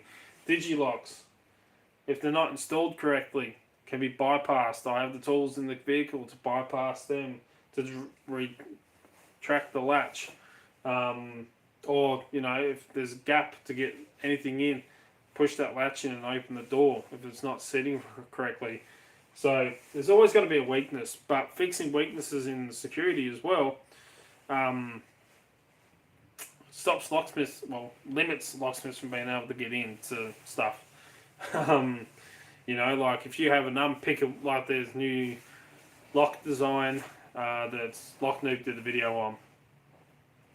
If you have one of them installed on your front door or something like that, or in a building, no window. Let's say it's like a place that's no windows to the building. It's all sealed, and it's got one of them locks on the front door, and you can't slip the latch because of blah, blah, blah, blah. How's the locksmith going to get in? Kind of thing. So, the other thing is, that lock may be unpickable. But one of the things I was a bit worried about when I looked at the design, it's a good design. They're $250 each, and it is a good design. It is unpickable to a certain extent in the way it's designed. But if someone tries to pick that lock, and we've all seen it happen before, I've seen it happen before. It has a heap of wafers in there, so it has a heap of wafer pins sticking up. So you got like a key pin, heaps of wafer pins, and then the pins on top with the cutouts to go in with the sliding bar, sidebar kind of mechanism up on the top. Those little wafer discs can flip inside of a lock. That's why, as Deviant says, like if they do a switch out of a lock to decode one to work out what the master key system is, they put in one that only has like 2 chambers pinned, and they have the smallest key pin, the driver pins, and a heap of little wafer wafers in there, you know, master wafers, and they can have a tendency of flipping inside of the chambers because of how thin they are. They can flip. So that's one of the things that was kind of I was thinking about with this lock design. If someone tries to pick on it and one of those, or you know, over they're using it, one of those wafers flips. It's I don't know. It's a possibility. It's happened. I've had a little wafer and a lock flip on me, and stuff like that. It took ages to get the bloody thing out. So yeah, if it can happen, and that I don't know if there's it's pushed down too much so that they don't have room to flip. They really look all that into the lock, but yeah, it kind of as soon as I heard there's like heaps of little master wafers in them, like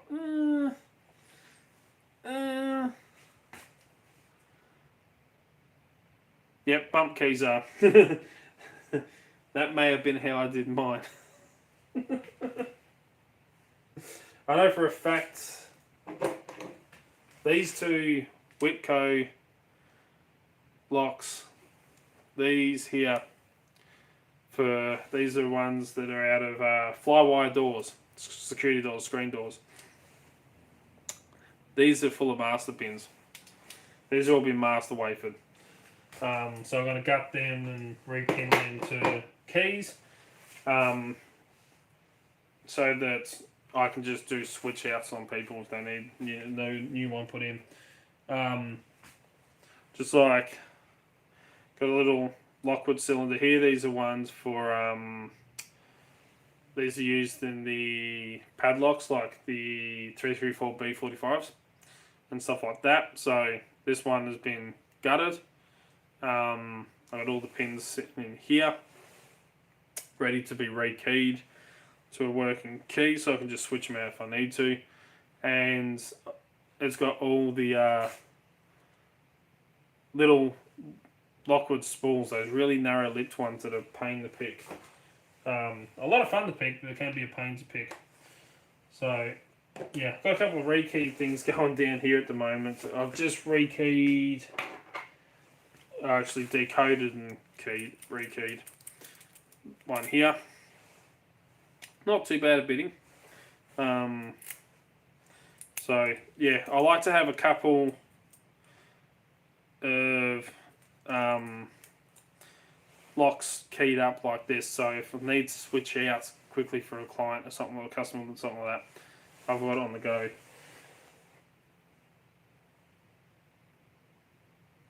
Yeah, highest cuts. This one was already keyed, so I'm not going to change this. This is carbine kick as well. Hey, legless. So yeah, I always have a couple rekeyed, so I can do quick switch outs if need be on my messy rekeying section down here. Isn't as good as some people's. It's not as messy as I've seen others. Go down. I've got shit literally everywhere. Down on here, as you can kind of see. So I've got a couple of rekeying kits there. I've got another one in my car. So in the back of the ute, my locksmith tools, I have my portable rekeying set up, which used to be my portable studio.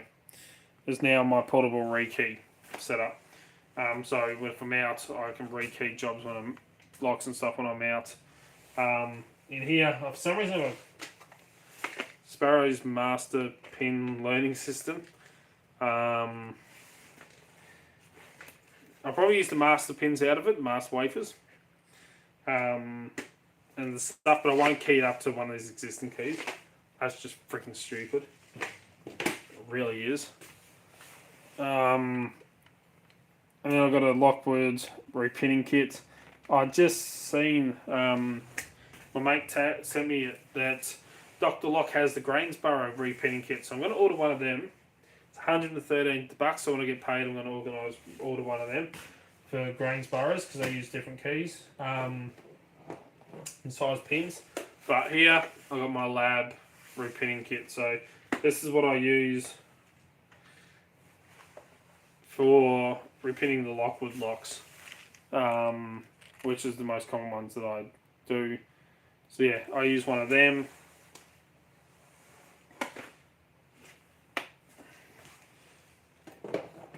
And as you've all seen me use before, I did a video on. It's not a product that I sell because it's not really designed for lock sporters. It's for locksmiths. But if you're a locksmith or you're somebody that deals with screen door locks, like these Wilcos all the time, and you are interested in a tool where you take this, take the cap off, stick it in to here, close it up, kind of thing, which is a bit hard to do with the actual case on it still.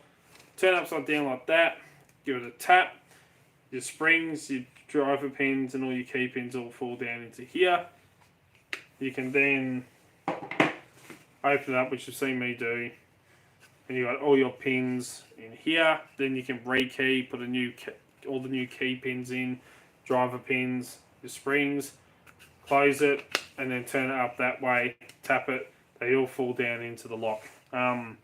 Makes rekeying a hell of a lot faster. I mean, a shitload faster. Just quickly, boom, boom, boom.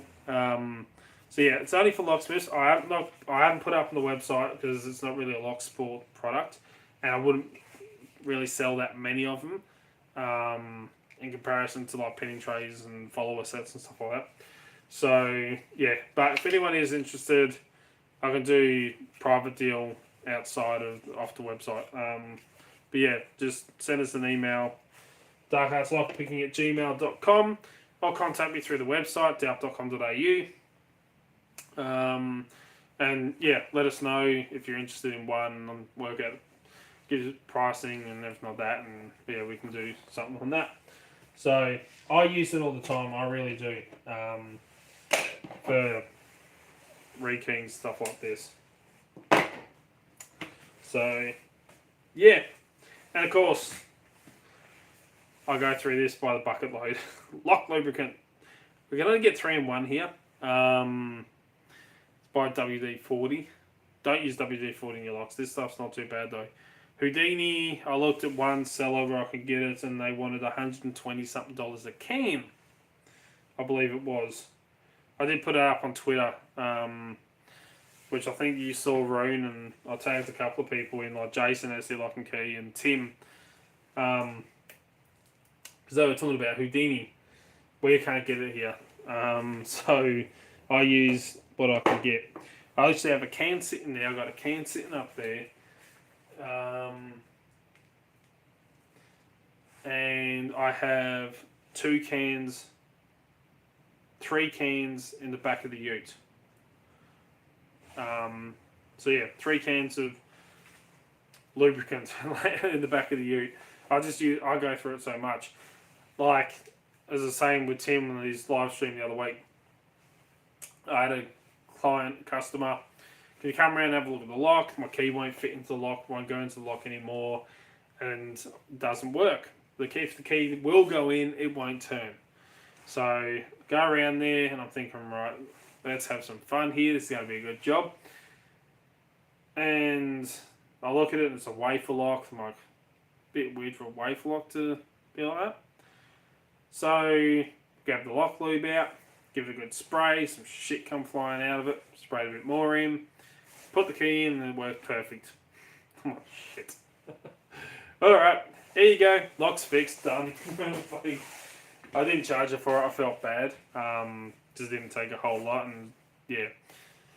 Yes, thanks Dana saying hit the like button, I really do bloody appreciate that. So, yeah, that was a fun one. It's kind of funny though, a lot of people, they always say to me, you know, like, oh, the key won't work in my lock anymore, and I'm like, okay, does the core move out a little bit? No. I'm like, when was the last time you lubricated your locks? Never. I'm like, right, lubricant. I had a rekey job. I had to rekey the outside of 2 gates. They had entrance sets on the gates. Alright? So, knob sets. take the knob thing off, pull the kick out. And one of them couldn't even get the key in. Couldn't get a key in because the pins were all seized in it. So, could not fit. Like when I gut them, I take the caps off, or I do the shimming method. If I don't have a working key, I do the shimming method. Couldn't even get a blank key in or anything. It's all seized up. So, spray a lube, it works like freaking smooth as anything. So that's why first thing I always do with locks is lubricant. I repin a lock. Like say I repin this one here, or I repin this one here. As soon as I repin it with brand new pins, I'll put lubricant in it. Just to help it. I always lube. I use it so much because it helps. Wrong key. No,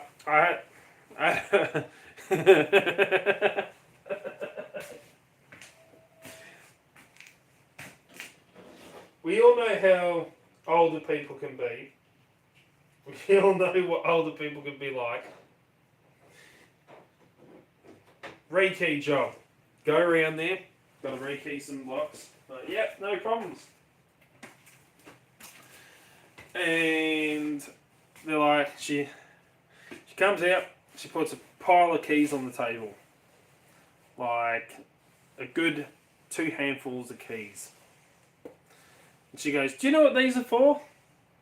I'm like, I don't know your locks. I don't know what your locks are. I'm here to rekey them, but I don't know what all these keys are for.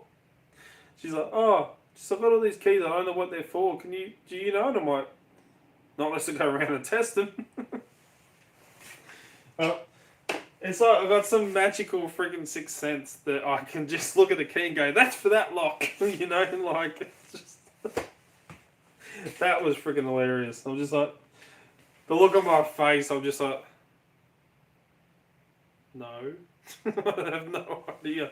I was trying not to bloody go, really? You think I'm fucking just going to magically know what your keys are for?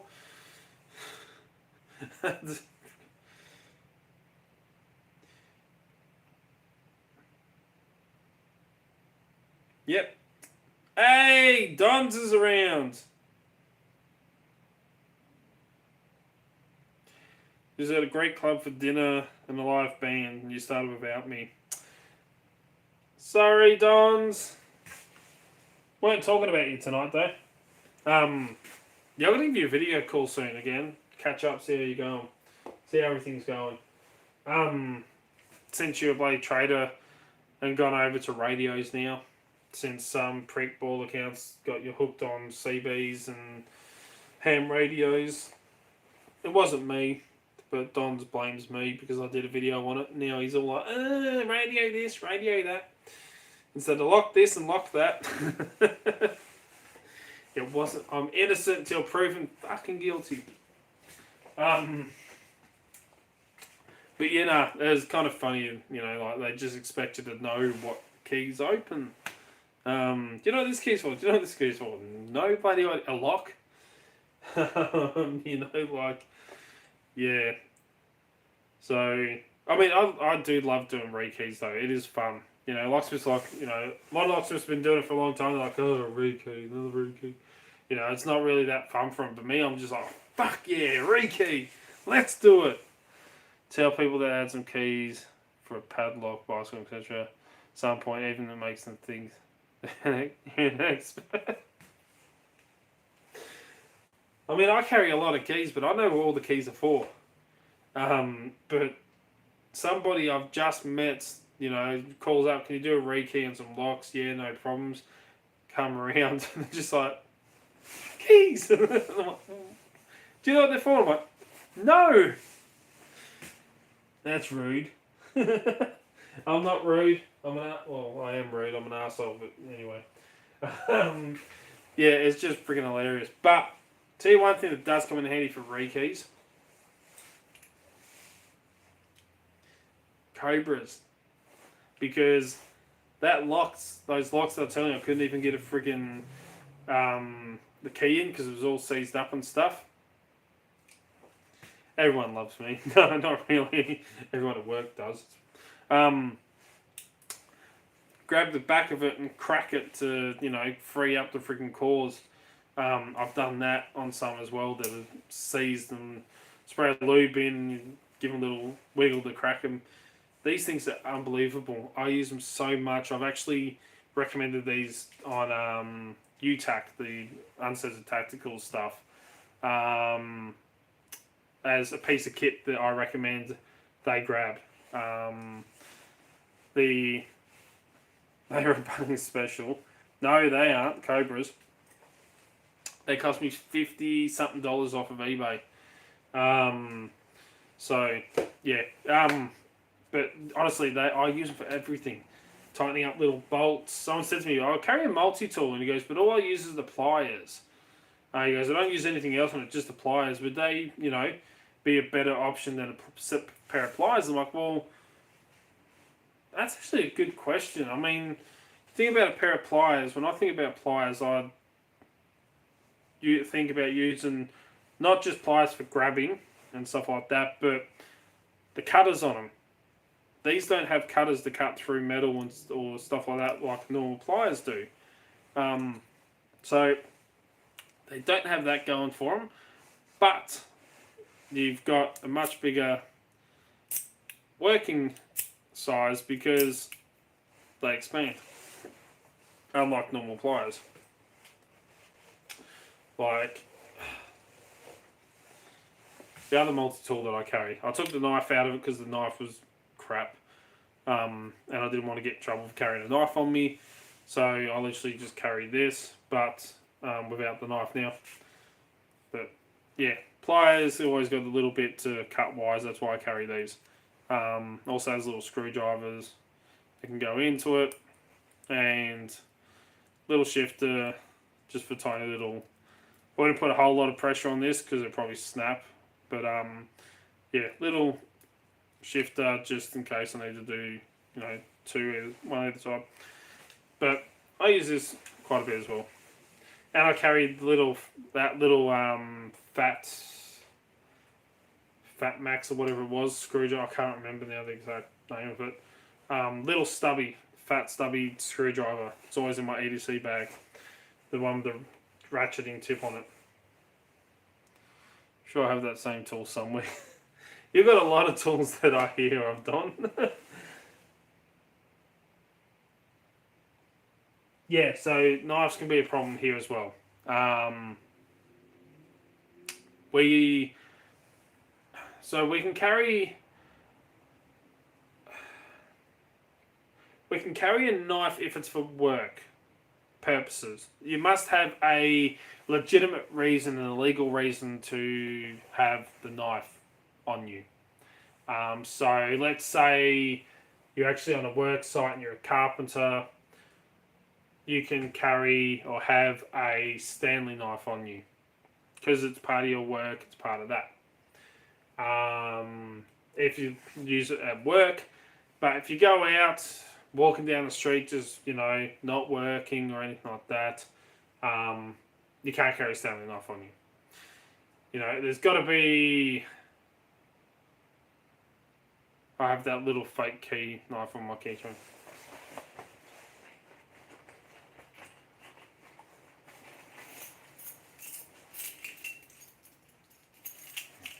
Oh, speaking of products earlier that I don't make myself, that I sell. Penis keys, the Fosco shopping trolley key. These ones, no, they don't do wholesale to anyone. The guys who actually designed and make these, they sell them themselves, but they don't actually wholesale to anyone, except for me. So they loved the video I did on them, the review, and because of that, I managed to score a deal with them, get wholesale. So I sell these as well. Great for shopping trolleys. Do you mean this one, Don's? Fake key. Knife. Yeah, I carry that as well. So yeah, it must have a legal reason, legitimate reason Don't leave home without a penis key. Exactly. Carry everywhere. No, I do have one in the back of my ute though. In the locksmith drawer, I do have a survival knife in there, just in case. But that's why I was having this conversation with UTAC members and other people on self-defense weapons here, because as I say, as soon as you label something as self-defense in Australia, it becomes illegal to carry. Unlike, we can't just carry guns like they do in America, or knives and stuff like that. There has to be a legitimate legal reason. So if a copper pulls you over and you have a survival knife on you, and they go, "What's that for?" and you go, "Self-defense," or, "Oh, I just carry it, because I can't," you're going to get done for it. So you have to have a legitimate legal reason to carry it on you. As I was saying, if it's for your job, if you're carrying a Stanley knife because you're a carpenter or a builder or something like that, then you can legally carry it on you for that. But if you go out to a pub or to a nightclub of a night and you've got it in your pocket and you're all dressed up, it's not a legal reason or legitimate reason to carry it. And the same as goes with self-defense stuff here. So, combined penis keys and USB condoms. Yes. I've done a video on the penis keys. Now I've got to do a video on... Yeah, so the UK is the same as what kind of we are here. Commonwealth law is what dictates that stuff. So the Commonwealth law fucks it up for us in a way. Criminals are still going to carry this shit. People are going to break the law are still going to carry this shit. But law-abiding citizens like myself and yous,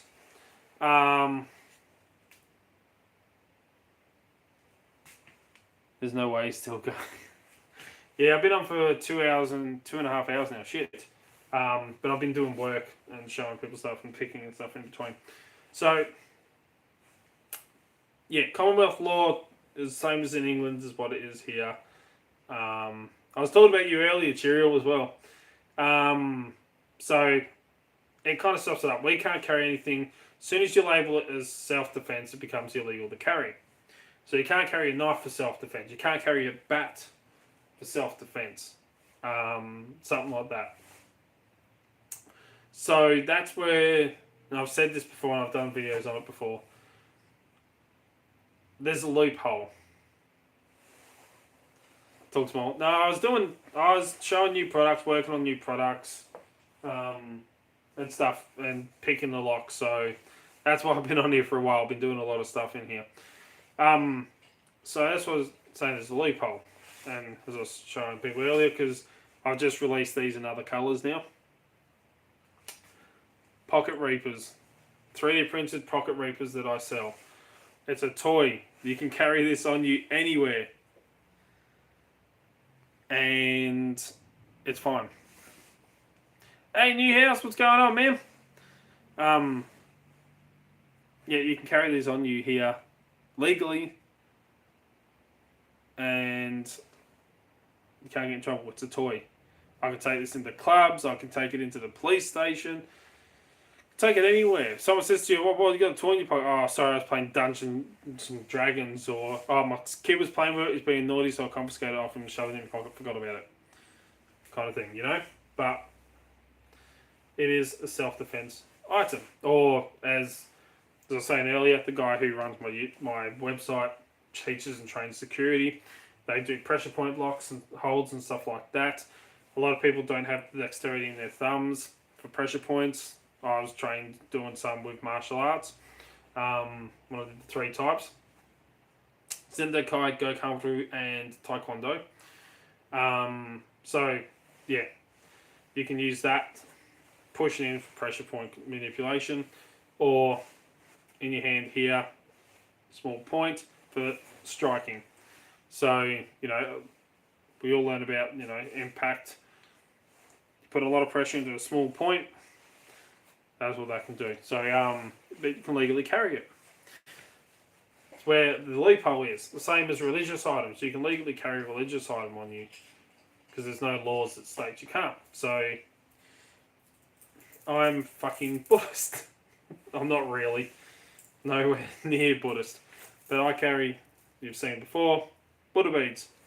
It's a religious artifact. It's a religious item that I can legally carry. But it's a flexible impact device. So all you need is this much. Strike with that. Tear out. It fucking hurts. And you can actually open up skin, break skin with this. You know, you strike someone with it. It freaking hurts. So you can legally carry it on you. Pen is a fairly devastating weapon. You mean like in my front pocket? Tactical pens with glass breaker, DNA catchers. Again, my religion is a paintball gun. Yeah, I carry one of them as well. So I actually make a product and sell product just like the Buddha beads.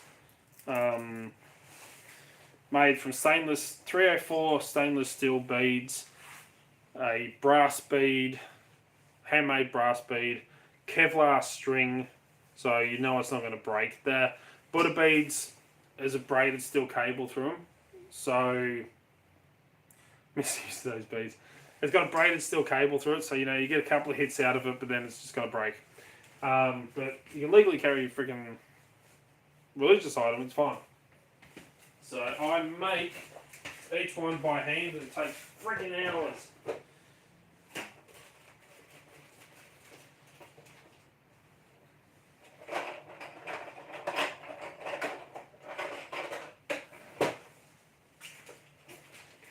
When I say in other colours, so far I've released Buddha Belly.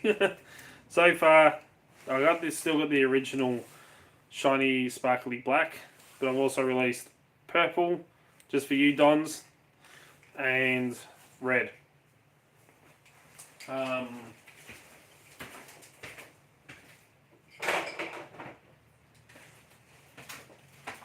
But this takes quite a while to make. And again, works exactly the same, and I've tested these on, tested them with a sparring mitt. I've got one over here.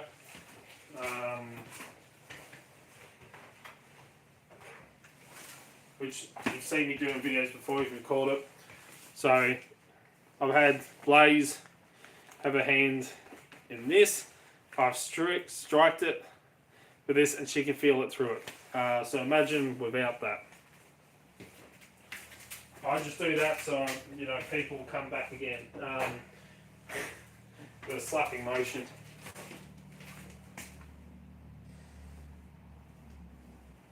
People have the mobility scooter. Those things hurt when they run into you. I run over my foot with a couple. But these take me quite a while to make, each one. But I have a set of Rosary Beads. So these are exact layout, exact design.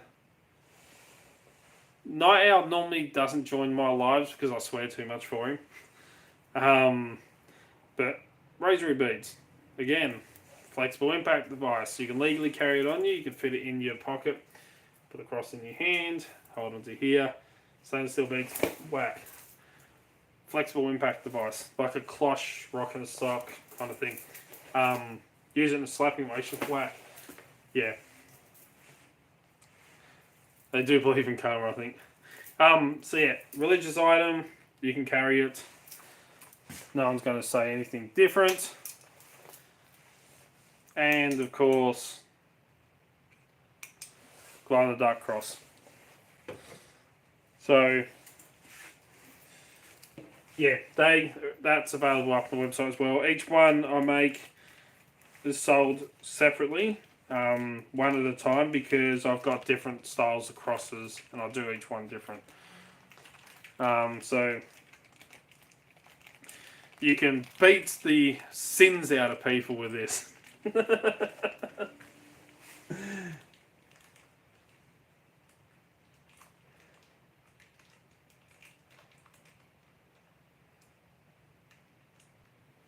Yeah, glow cross. So you can find it for easy praying. You can beat the sins out of... yeah, you can beat the sins out of people. You know. The power of Christ compels you to get the fuck off me. So yeah. Again, a lot of people are interested in stuff like this. And to legally carry it here. So... and not get in trouble for it. You can carry it down the street. Great for ladies and stuff like that, because they're more of a risk of getting attacked, you know, walking down streets in the night than what a man is, kind of thing. So they're always, you know, helpful to have something, because, I mean, you can't carry a taser or pepper spray or anything like that here. So, yeah. They don't take a whole lot, just grab it out and just whip someone with it. They're going to piss off pretty quick. I've hit myself with this full pelt on the leg. It's stung and it left marks and left bruises. So I test my weapons before I sell them. I mean, they're not weapons, they're not self-defense items, it's a religious item. Same as the Pocket Reaper. It is a toy, it's not a self-defense weapon, because then it becomes illegal.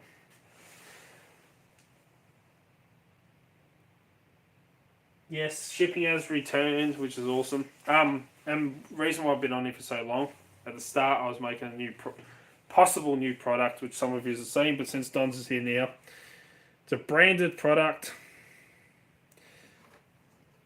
These are just prototypes to see how they turn out.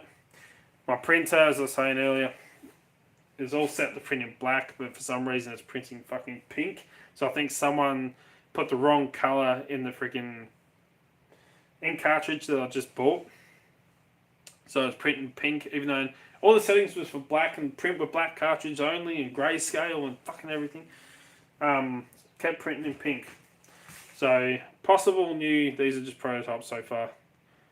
Product, branded one.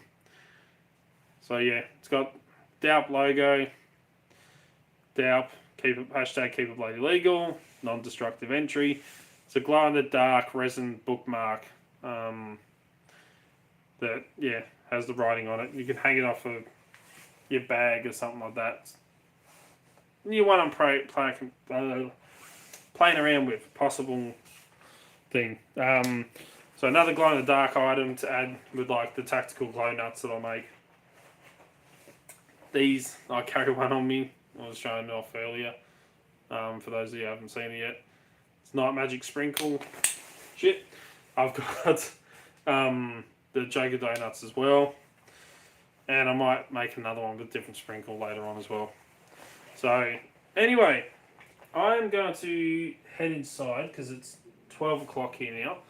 And I had a little bit of computer work to do. And I've got to get up early and make kids bacon and eggs for breakfast because that's what they want. So, yeah, I think I've done everything I've got to do out here tonight. So saying I've been flat out recently. My videos, I haven't been doing as many videos because I've been working on the presentation and the equipment for the presentation. I've got some new toys on the way, so going to have a lot of review videos and a lot of new stuff coming out. But yeah, the last couple of weeks, last 2 weeks, 3 weeks, other than having COVID for a week, being in lockdown and crook as a dog for a fucking week, barely breathing, I've been, the presentation. So one of the things that we offer now is a presentation on non-destructive entry methods. So for, as I was saying earlier on in the live stream, for corporations and businesses and stuff like that, they can employ us to come in and do a presentation on, picking, copying keys, under door tools, heaps of stuff like that. So non-destructive methods of entry. So yeah, I was flat out doing a PowerPoint presentation, which is now in the hands of my website manager and fellow person who's going to be doing the presentations with me. Because I do all the physical side of stuff, so I do all the Roman needles religion. I work at a Catholic place, and one of the nuns knows I'm an atheist, and she also doesn't like me because she's a Collingwood supporter and I'm an Essendon supporter, and I rub it in all the freaking time. And she always hits me with fucking holy water. So the other day I was talking to her, and she put her hands in her pocket, she's standing there talking to me, and all of a sudden I see her hand move a little bit, and she pulls the holy water out, like that, quick as anything, just whack and hits me with it. I'm like, ow, shit, that stuff burns. Like, yeah. I'm an atheist, but as I say, so I do all the physical side of things, so I'm good with the picking and the bypassing and all that stuff. Whereas the website manager, Daryl, who runs Daryl Jackway Services, if you want a website, go and check him out. He does all the hacking and the computer side of stuff. So not only will we be teaching people about the physical things, also the electronic things, and also how to look out for social engineering, methods and things that people will use for social engineering and stuff like that, which I use all the fucking time. I love social engineering. It is one of the best things in the world to practice and learn and get good at. So, you can get so far with social engineering.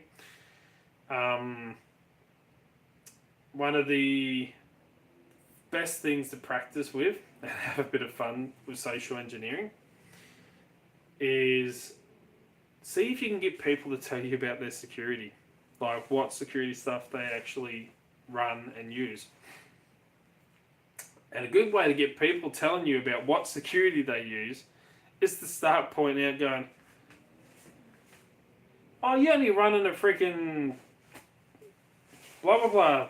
Oh, that's so easy to defeat, Or even the bloody door is easy to defeat. So they go, oh yeah, but even if they get through the door, then they've got to face the security camera, and then they've got to face the motion detector and all this. They start fucking telling you about everything they've got installed. So the best way to get people to talk about the security, point holes in it, possible flaws in it. They start telling you about all the other shit. So yeah, it's fun. Social engineering is great, and I might do a video on it later, at another time. Some of the most common social engineering. But I use it all the time at work. I social engineer at work, so I know everything that goes on around there. So yeah, we've got to be teaching people about that and the online security of stuff, because Daryl knows all about that stuff. That's why the security on my website is so freaking good, because he knows how to hack them and he knows how to get into them and try all this stuff, so he knows how to defeat it and how to stop it and ways of getting in. So, USB condoms, fucking get one. As we were talking earlier, yes, I'll do a video on a USB condom. Just remember, you put it on your USB cable when you stick it into the hole to protect it from STDs. As we were talking about earlier.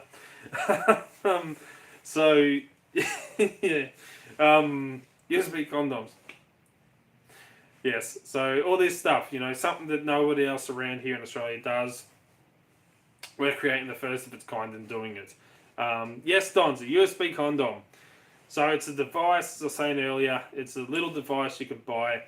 If you go to an airport, if you go to shopping centres now and stuff like that, and your phone or your tablet or your laptop, if it's USB charging compatible, you need to charge your phone or something like that when you're out, you plug your cable into the USB port in the wall or something like that. People can download or upload shit onto your phone off them. They can upload a virus, they can download stuff off your phone, and you wouldn't know. You think your phone's just charging, but they're accessing the back end of your phone. Hackers do it quite often. So the USB condom they're not really called a USB condom. So that's what people in the trade that know what they are call them. It's a little device you can buy. You can pick them up I just bought one off eBay for $14 something, under $15 from here in Australia. I don't buy off overseas anymore. You can stick them in. You put your phone cable or anything you plug into USB. On one end you plug that sits in between the wall mount or the wall charger, whatever it is, and your cable, just as a protection. So the data lines on it aren't connected. So only the charging, the power, what two power ones are, data ones aren't connected. So it's like a firewall for your phones. They sound a bit unholy. So yeah, no one that really knows about this stuff, and we practice and play around with this stuff and learn about this stuff to teach people. So this is what we're going to be offering with our presentation, not just physical. This is locks that you might use and how easy they are to defeat, or how easy it is to break in. We also do the whole security and other aspects. You know, like as I was saying earlier, Wi-Fi cameras are becoming very, very popular because they don't have to cost as much money to be installed because they're wireless. So you don't have to pay for cabling to be run. The downside to them is I carry on me every single day a deauthor. So I can use that device, which is a tiny little untraceable hacking device, to disconnect that camera from the internet so that the live stream cannot be viewed. The only downside is it will still record what goes in and out, because if it's got an SD card in there, it automatically copies onto that. Some of them now automatically upload to the cloud, but if you deactivate it with a deauthor, then they can't upload to the cloud. And they can't see it, the image freezes. So if I was to say, have this room empty, I deauthor attack, which just sends deauthorization packets, says you're not meant to be connected to the internet, disconnects it to that device right there.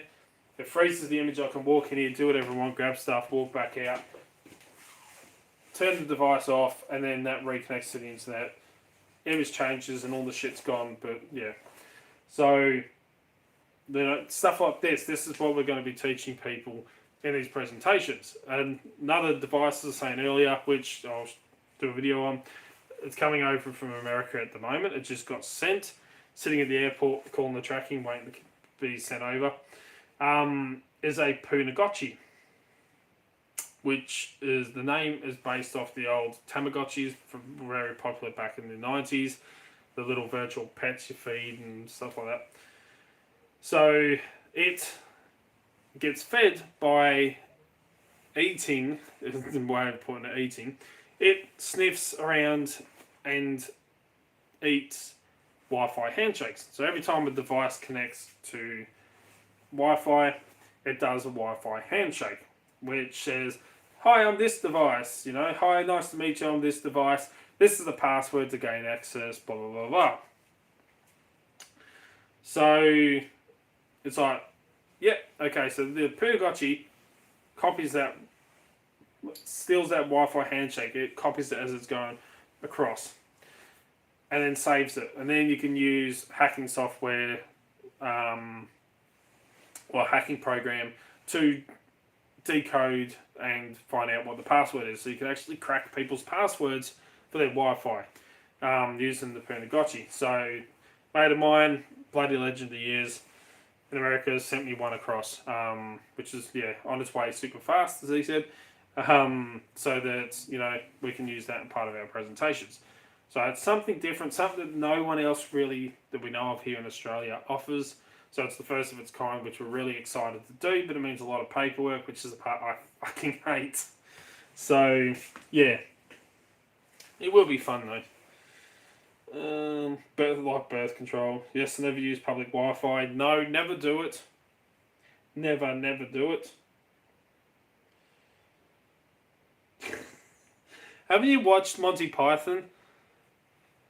with the Every Sperm is Sacred song. Can you just wear a condom? He'd know about that.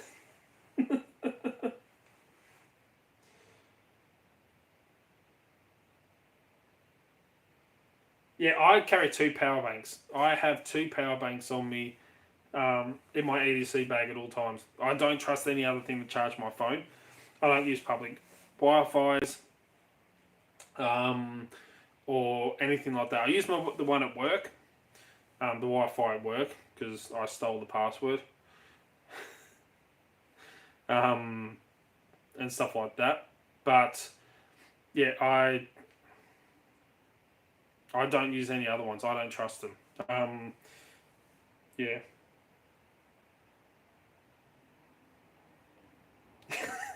Look at it. Bullet counts when you get... Yeah, no, that is true. They say once the ring goes on, it all stops. Too corny for me. Yeah, Monty Python... The Meaning of Life. That's the one I was off. He talks about... He's like, I could go down to the store and buy one. I could get myself a French tickler. Why? Because I'm a Protestant.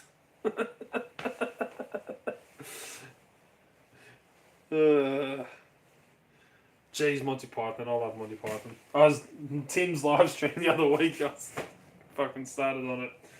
One of the guys I work with, and I will wrap this up in a second, he's a fucking legend. Comes walking into work. Nun's sitting there. The head nun's sitting behind the reception desk. Walks up and he goes, "How's it going, biggest dickers?" It's fucking loud as anything. I'm like, "Yeah, not too bad, you bald-headed prick." And walk off. Then we just started fucking quoting Monty Python lines fucking every time we see each other now. Bald-headed prick isn't from it, but like, yeah. Biggest dickers is. And incontinentia buttocks.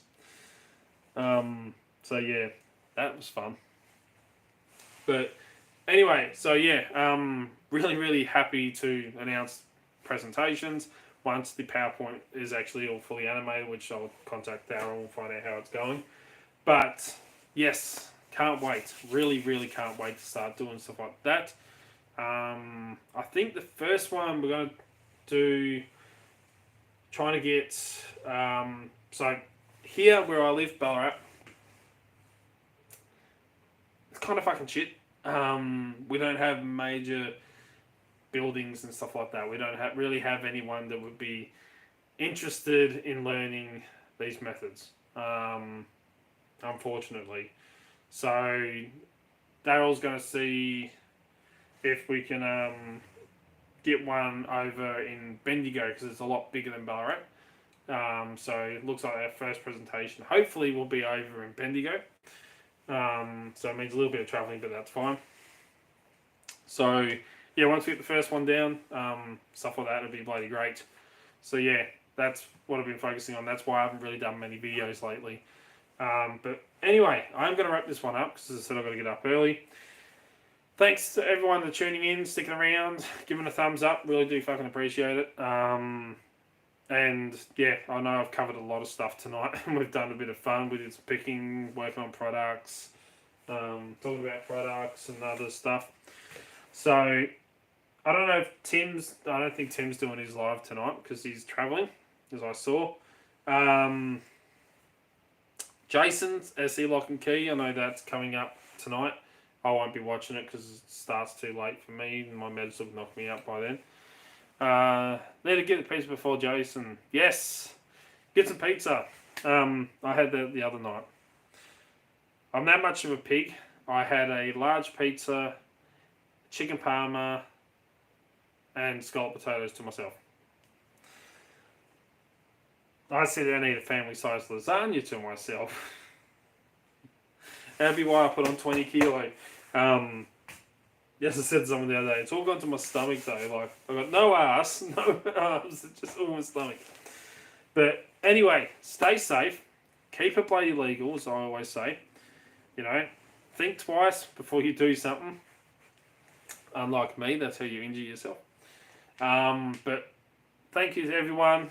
Lots of new stuff coming up soon. Hopefully, I've got an order. I've got a big thing, or don't know how big it is. He didn't tell me how many he was sending me, but safe locks. I've got safe locks coming over right now from America for practicing and training safe manipulation, dial manipulation, which is freaking awesome. Can't wait to play with them.